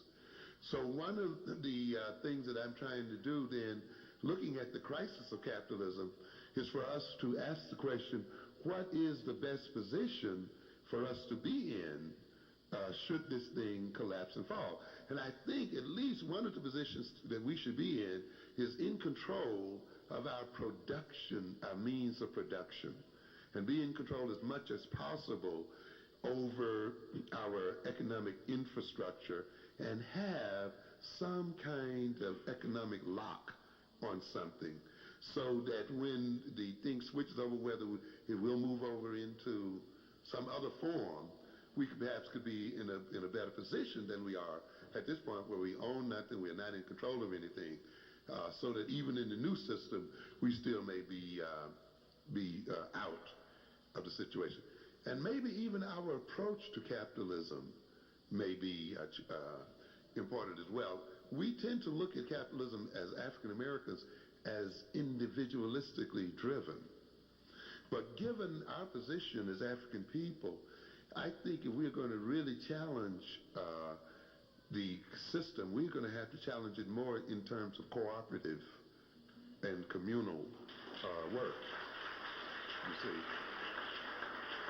And there's no reason why we cannot found businesses sponsored by non-profit corporations.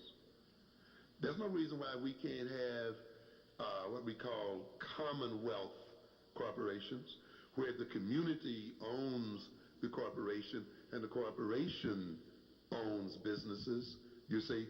There's no reason why churches cannot, I guess churches or other nonprofit organizations cannot really go into business as organizations mainly to supply jobs, training, and other kind of opportunity without the profit motive being the chief motive, you see.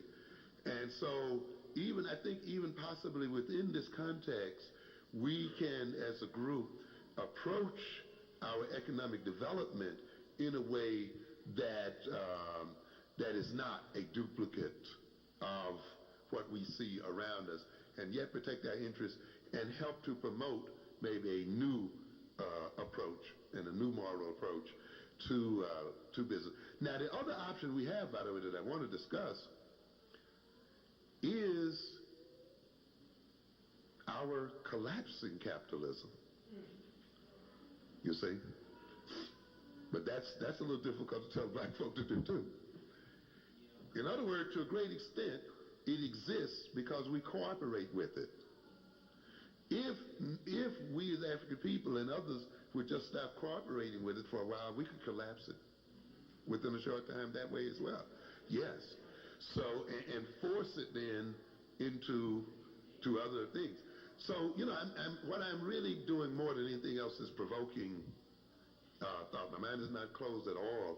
Certainly, I'm not going to settle on capitalism as it's currently defined, but I'm not at the same time, as I said earlier, willing just to lay down and die and let it run over us, because these capitalists, somebody's going to fight a war and something else is going to go on here, and I think we should be in a position to defend ourselves. Yes, sir. J.A. Rogers had a comment about if you wanted to understand the new Klan, you'd have to understand the old Klan. In doing some research along those same lines on our present education system, the Klan was originated by ex-military people. There's a warfare tactic, which you mentioned, and strategy out here that's, I think, been in effect, and the civilian population, blacks, are not aware of it. I think it's psychological warfare. Oh, yeah. The question I want to ask you is, have you done any research on how this is being done right now in the education system? Okay. You mean in terms of the Klan or just in general? Yes. Definitely, in mentioning the book, The Falsification of African Consciousness and Behavior, as you recall, of course, we deal with that in pretty good detail about history as propaganda, history as mythology, about how the organization of history serves to organize people's personality and structure. I think I might have mentioned to you, Pablo, to this audience some time ago, about a very interesting history and a very interesting experiment in hypnosis that dealt with what they call time. When a hypnotist out there in New Jersey hypnotized a group of students and gave them post-hypnotic suggestions, and he changed their time sense. And some he told, when you awaken from this, hypnotic state, you will have no past. All your past will be gone. And others he told, he elaborated their past and gave them an inflated past. Others he took the future from them or inflated their future. And some he even removed their present from them. And it was very interesting the effects that these suggestions had on their personalities. The ones who had their history removed and their past removed projected orientations of lethargy, laziness, lack of drive, low motivation, sense of purposelessness and meaninglessness in their lives. You see, and the problem with sense of direction.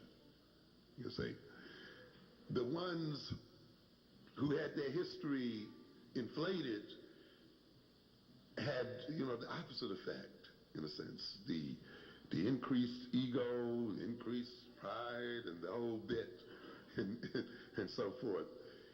The ones, and I can't recall all of it now, who had an inflated future, sort of like going to heaven,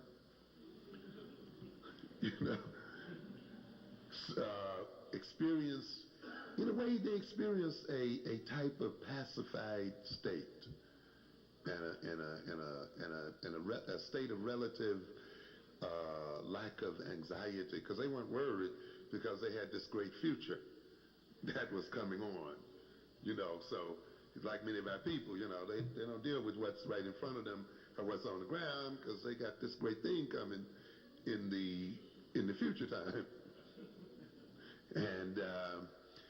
And those who didn't have a future were caught up into immediate gratification, you see, and they were short-sighted, and they had no vision, and so forth. So you see what I'm getting at. You see, history is a time dimension. Culture is a time dimension. history and culture form a space-time grid, just as you have in algebra, coordinates, so that you can locate a point at different places, so many units from the x-axis, so many units from the y-axis, and you can place that person at that point at a particular location. When you remove a people's past, and when you remove their future, how do they know where they are and where they are going and where they came from? How can they be other than caught up in immediate gratification? That's all they have. How can they not be short-sighted and caught up with just their feelings, you see? And this is the kind of situation that has happened to African people. That's why I talked about we have to move beyond a curriculum of inclusion, because our history has been made discontinuous, you see? And therefore, many of us don't know how we got from where we were to where we are. And therefore, we can't relate ourselves to an axis of time and space, to the continent of Africa as a space, and to African history as a time, and therefore establish our location in the world and our identity in the world relative to everything else going on in the world. In giving up responsibility for ourselves, in placing our future in the hands of other people, in looking for other people to supply us with jobs, for other people to protect us against danger, for other people to feed us and to protect us and do all of this, we have literally ceded the future to them. And therefore, many of us are caught within a narrow present that is caught up so much in immediate gratification, immediate concerns, until we are constantly rolled over by the future and constantly caught by surprise and are constantly unprepared to deal with the problems that confront us. Other people think in terms of 50 years down the road, 100 years down the road. You can't get our people to think in terms of 2 years down the road. You understand? And the writing of history and the writing about culture and the writing about many other things that are happening in the school is designed to create that mentality in us as a people. And it maintains that mentality in us as a people. A good deal of the violence that we're talking about here today is a result of the fact that our youngsters, along with many of us, are so caught up in the present, so caught up in immediate gratification, you see, that we don't have long-term goals and long-term commitments that stabilizes our behavior. You see, it's long-term goals and long-term commitments, a strong sense of purpose and destiny that you use psychologically to repress dangerous impulses and dangerous notions, and gets you to measure impulses and notions and desires against future goals, and get you to say, hey, I want to go to this party, or hey, I want to, do this and do that, but this is going to jeopardize something that's very important to me down the road, you see, and you put the thing in check. But when people don't have a future commitment, when they don't have long-term goals, when that culture hasn't given them a sense of purpose and destiny, they have no reason not to gratify an impulse. Why? I ain't doing nothing. Why not? I ain't got nothing to do. What's the point? I have no future. You hear some of the youngsters out here say that right now. I have no future. He ain't going nowhere. So why don't I indulge myself? What's the point? Eat, drink, and be merry, for tomorrow you die. You see? And to a great extent, the schools, as well as everything else in this culture, perpetrates that kind of consciousness. This is the reason why, again, ladies and gentlemen, when we talk about an African-centered education, An African-centered education looks at the psychohistory of black people, you understand? And how the historical experience of black people has created general modes and trends in thinking and behaving. You understand? That's what you look at, number one. And how it creates in us certain interests, certain desires that operate against our own long-term interests. This is why I tell people who are engaged in African-centered education, you must first develop a theory of learning. Why do we think the way we do as African people? How did we come to think the way we think? How do we come to behave the way we behave? In what way does this behavior benefit others and not ourselves? People, when they are made to live in a certain environment, to play certain roles in a society, come to have a mentality that reflects that experience. You understand? Am I getting through here? See, this is why when you bring yourself and your children into these Eurocentric institutions, the thought styles and the behavioral styles and everything are what? Out of sync. You see? They have designed a school in line with their experience, in line with their goals, in line with their history, you see, in line with their role as masters and controllers. And we come in and this look like walking into a foreign country. The whole mode of thinking, the language structure, the behavioral structure, sit down, be quiet, stop talking. We are very what? Sociocentric people. We come from an oral culture. And oral culture is a face-to-face culture where people transmit information more by face-to-face and by talking and so forth, you see. And of course, people who are held in concrete jobs and concrete positions tend to develop these kind of characteristics.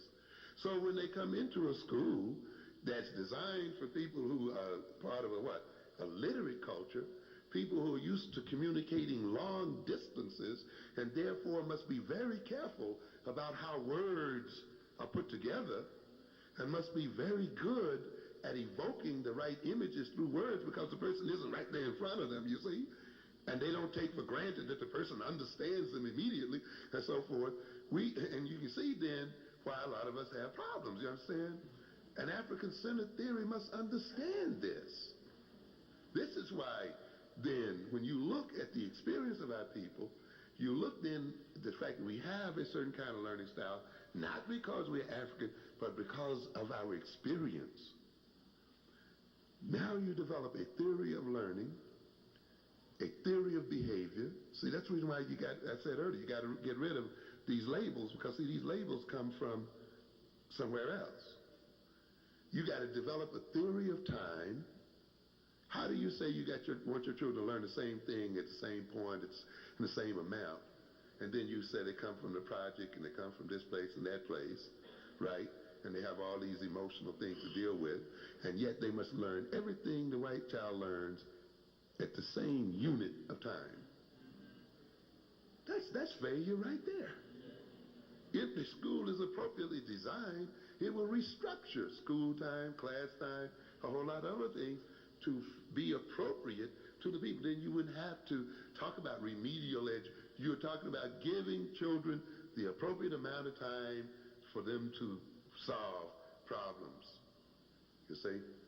And then after you develop your theory of learning, why we think and behave the way we do, what kind of thinking and behavior characteristics do we have, then you develop your pedagogical theory.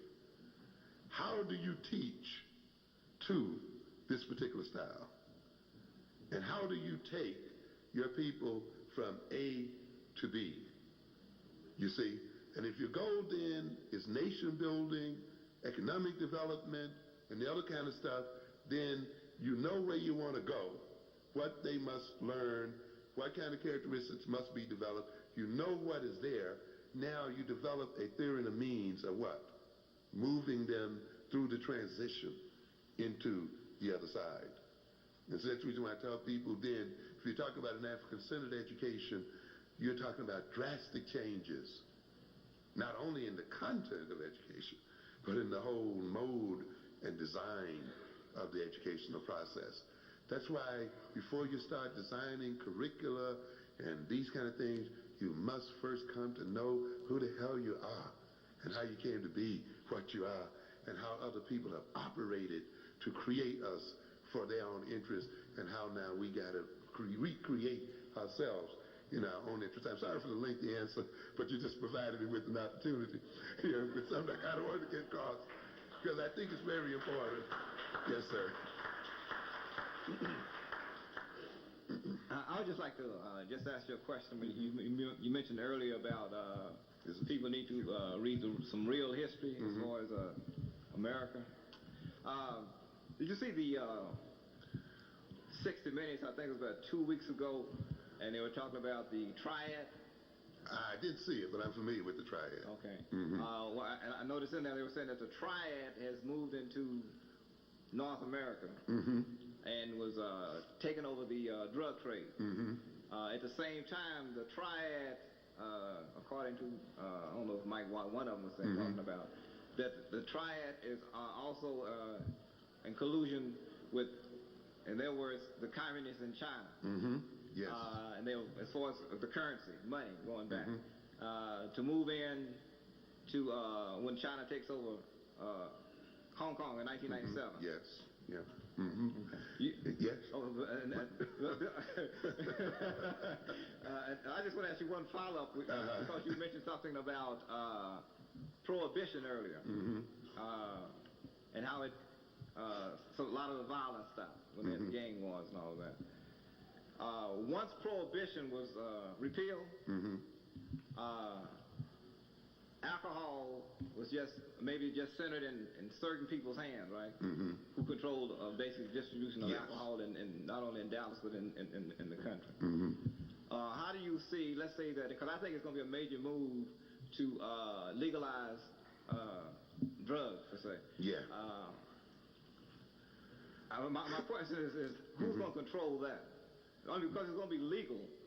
And I think, see, like in Dallas, there's a big issue about getting a lot of the liquor stores out of the community. And which, in my opinion, which I agree to that to a certain degree, but once it leaves, we don't own those liquors. Most of them, anyway, we're not controlling the distribution of liquor. It leaves us with basically nothing as far as a tax base is concerned to a certain degree. But are you sort of okay? Let me. Yes. Yes. Certainly, and I recognize the complexity of the problem we're dealing with. Often, sometimes solution one way creates some problems another way. Sometimes the choice isn't clean. It's a choice between, the lesser of. And sometimes, certainly no one wants to advocate drugs, and legalize. But then what has to be clear, though, a lot of the violence that we talk about is connected there. If we say, well, we don't want to change the drug laws or change their drug approaches, then we may as well face it. We got to live with the stuff that comes with it. And then there are a lot of other silly laws. And this is not my thing here. Let me just quickly show you something that came out here on the 17th of April. Citing police scandal, judge declares mistrial. Heroin ring trial is first directly affected. What is happening here, the judge declared a mistrial. Federal judge yesterday declared a mistrial in a major narcotics case that she said had been tainted by police corruption scandal.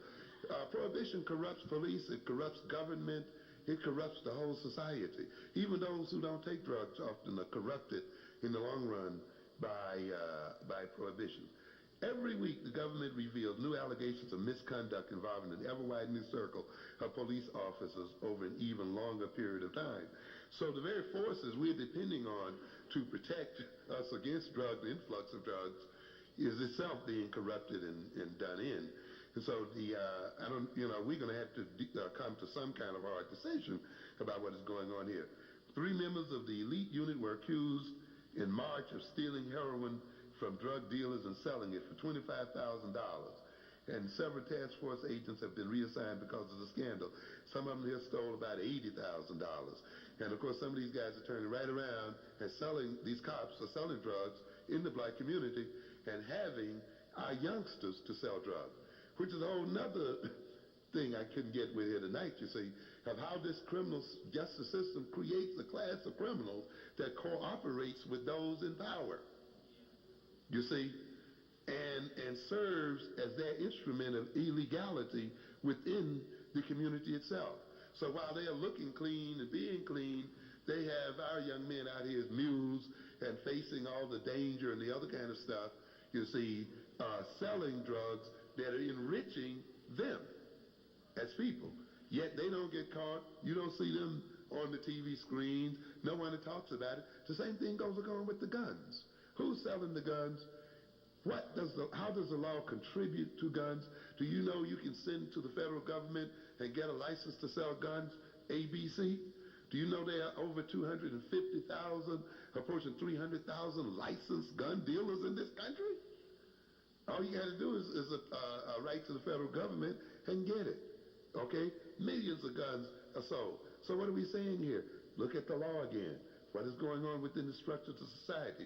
How does the group that dominate use delinquency and criminality within our communities as a part of its scheme for domination, as a base for maintaining the subjugation of the Black American community, and a means of maintaining constant surveillance on our community and creating a force of terrorism and so forth within that community, you see.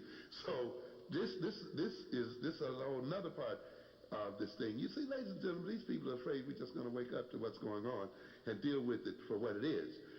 Two judges, this came out also on the 17th, two judges declined drug cases, protesting sentencing rules. Two of New York City's prominent federal judges said yesterday that they no longer would preside over drug cases. Going public with the protest that calls attention to what dozens of federal judges are doing quietly. Up to about 50 or 60 federal judges now have decided that they're not going to cover drug cases. Why? The decision by Jack B. Weinstein and Whitman Knapp were made in protest against the national drug policies and federal sentencing guidelines. They're recognizing that their own system is screwing things up. They said that the emphasis on arrest and imprisonment, rather than what? Prevention and treatment, had been a failure. When are we going to face the reality? You know one of the reasons why we don't face this reality? Because unlike the prohibition, the people who drank whiskey were white folk. A lot of white folk. You see? And now, though, this stuff has become so associated in the minds of people, even though there are far more white drug addicts than black folk. But it's become so associated in the minds of people with black people and so forth, and it's so lucrative for people in the other states here until they're having a hell of a time. When you look at the laws that were passed, by the way, you'll see that many of the prohibition laws were passed on a racist basis. The laws against opium were passed mainly against the Chinese. The laws against marijuana were passed mainly against the Mexicans. You see, so again, because we don't study history and understand what's going on, we fall victim to a lot of nonsense. They said, here are these people wasting billions of dollars. Why are you spending all this money when prevention, education, Afrocentric education, and so forth could do a far better job of reducing what's going on in the community than giving cops a whole lot of money? And not only then are they making that money, they're stealing even more. Had been a failure, and that they were withdrawing from the effort. They no longer want to deal with it. Federal court officials estimated about 50 of the 680 federal district judges are refusing to take drug cases. A handful of federal judges have called for the legalization of drugs, and a few judges have resigned rather than apply what they regard as overly harsh sentences. The present policy of trying to prohibit drugs through the use of criminal law is a mistake. You're not stopping people from frequenting prostitutes through criminal law. You're not stopping these white people from practicing racism, even though you got all kinds of laws against that. You know, you got to face the fact that what people want to do real bad, they find a way of doing it, you know. And so he says it's a policy that's not working. It's not cutting down drug use. The best way to do it is through education. A lot of judge feels that the present system breeds injustice, said Federal District Judge William Schwartzer. He said that many judges feel that the sentencing rules enacted by Congress that provide for little or no judicial discretion load up the prisons, but have not done much else to improve the drug situation. People think that they can stop drug traffic by putting people in jail and by having terribly long sentences. But, of course, it won't do any good. You got people being sent to jail for 4.5 years, 10 years for selling a $10 crack vial. This is crazy. What you're doing, and you got people here with state mandates spending long times in prison. 60% or more of the people in these prisons today with long sentences are in there for nonviolent offenses. You see, but because again of this image associated with drugs and dealing and so forth, and we're getting our young men and people in these jails for very long periods of time, no rehabilitation, no training, but learning to be criminals, getting themselves distorted and twisted by the criminal system, being bought back out and being put back in as a result of this kind of game. So it's time for us as African people, you see, to become more realistic, to face some issues that we've been reluctant to face and deal with those issues. The other thing about your Chinese thing, the triad groups have been around, you know, since way back. It's an old game. People, as immigrants move into this country, they also import their criminal groups. I mean, if you talk about the Russians, you'll find in New York City, the Russian criminals are right over there in Brooklyn doing their thing. And as other groups come in, they bring their criminals with them, and they work their numbers, and this is what is going on in that situation. And these people are going to use whatever means they can, criminal or otherwise, to ultimately suck America dry of its resources to advance their own interests. And this is another thing that we as black people have to face as well. But this country is guilty of the same thing. It's willing to support all kinds of dictators, Mobutu in Zaire, no matter how many people he oppresses and black folk and money he steals. It's ready to support Savimbi and the death and maiming and killing of hundreds and thousands of African people. It has supported all types of crooks and criminals all over the world in order to achieve its end. This is the way governments and people operate, you know. We are such a moral people, and that's wonderful. We are so nice, and we're going to die nice, you know, and we're going to die moral. Because we don't want to face what really goes on in the world. And this is a nasty, brutish world that we live in. And now, that's our decision. If we want to die, you know, then we should say up front, we're going to be moral if it kills us. You know, let's just go with it. But let's not play games with ourselves and pretend that we want to survive and we want to live and we want to do everything but what is required to live. That's all I'm trying to say. There's nothing wrong with saying, look, I'm not going to behave that way. If it kills me, if it destroys me, fine. But let's be honest about the doggone thing, you know. Let's not pretend that these little namby-pamby approaches that we're using are going to resolve the issues, because other people don't give a hoot about our morality and stuff at all. You know, in fact, they use it.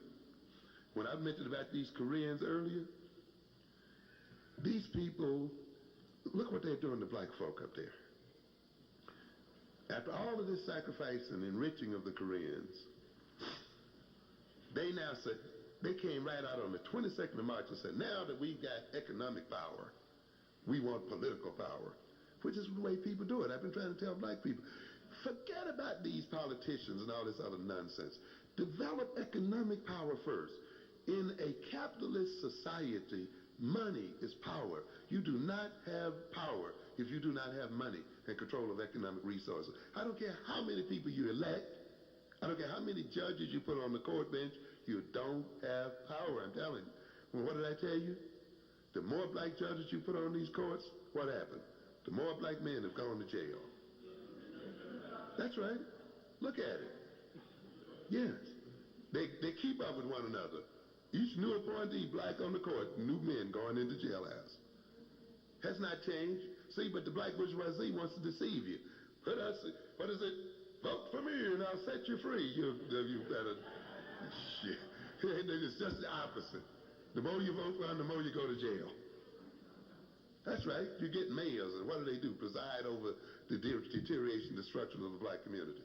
You had a black secretary of health, and what happened? The black community was hit by AIDS, tuberculosis, drugs, every side. Even the black lifespan started going backwards.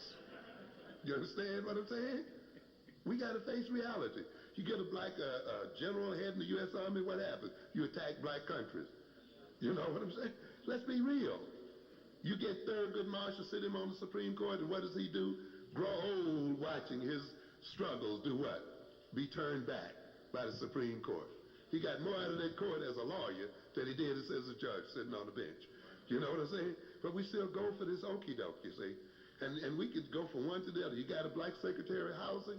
What was the major problem under that black secretary of housing? Homelessness. Okay? Why? Because you're misinterpreting what real power is. Real power is not the electing of bourgeois Negroes to office. They want to run that game on you, see? And tell me, ain't we advancing because they got a job? And I always ask you, did they put a nickel in your pocket? You understand? So the deal is, now where does power really come from in this kind of society? It comes from the owning of wealth and the controlling of wealth. You don't even have to be in office. You don't even have to be elected to manipulate offices and political systems if you have wealth and know how to use it, you see. But you've been concentrating so much on symbolisms and on image and all the other stuff until you've forgotten the development of economic power and wealth, and other groups have slipped right in under us. They weren't running for office and hollering about voting and all of that. They came in and got the money, and now that they got the money and the wealth, they are now ready to exercise their influence in the country. And this is what the Koreans said. Now we're ready. Now we want all the mayoral candidates to come by us. And we got certain demands that we want them to meet if they get our 6,000 votes. They got 6,000 votes now. Now, you say, wow, that's ridiculous when you got over 2 million people, in New York, 3 million black folk. How can they think? But they got money. Money weighs against votes any day. You see, and they know that. And they had 3 demands. One demand was now that they said, now that we monopolize the retail end of business, the food business, and so forth, we now want the mayor, the new mayor, whoever he or she may be, to give us permission or whatever to support our drive to create a new cooperative wholesale market. In other words, now, they're not going to buy their vegetables and produce and grocery anymore, but through the whites who still have control of the produce markets and the grocery market. They now are going to have their own produce and grocery market, so they control what? Both ends of the deal, lower prices, and knock all the other people out. You understand? That's what they're demanding now. And that's one of the demands that they wanted. The only group they said they wanted to reach out for was the Dominicans, because the Dominicans in New York also heavy into the food market. So what you got here is going here is a syndicate that says, okay, let's two get together. This is their multiculturalism, you see, and lock this food market up. And once we lock it up, even these Negroes, once they get the economic spirit and they're really going to try to own something, they still ain't going to be able to get in, because now we got both what? The production end of the deal and the retail end of the deal. We own the building, so now we can keep them out of competition because we can keep the rent up. We can make them pay higher prices. We can lock them out of the retail situation, and they're dead and done. This is multiculturalism for you, ladies and gentlemen, and it's right up front. Right up front. Nobody's hiding it. What was the other demand they wanted? Rezoning of New York City, particularly Manhattan. Why? To keep the Pathmark, the big supermarkets, the Kmarts and so forth, out of the downtown area, so that those big markets could not do what? Undercut them and knock them out. Very straightforward. No, let's love together. Let's let them come on in. No, this is our business. This is where we feed our families. This is what it's about. We're going to block you out, and we want you, the mayor, to see about it. The third thing they made was quite interesting, too. The third demand they made was, we want all, quote-unquote, illegal vendors pushed off the street. And we want even the legal ones severely restricted. You know where that's coming, don't you? You walk into Manhattan, you walk down Harlem, what do you see? All of these Africans, people on the sidewalk vending from one long block to the other. You go to Brooklyn, all of these African and black people. Why? They can't get into the stores. The Koreans and other people got the inside of the stores. So they are what? Forced outside to sell on the sidewalk, you see.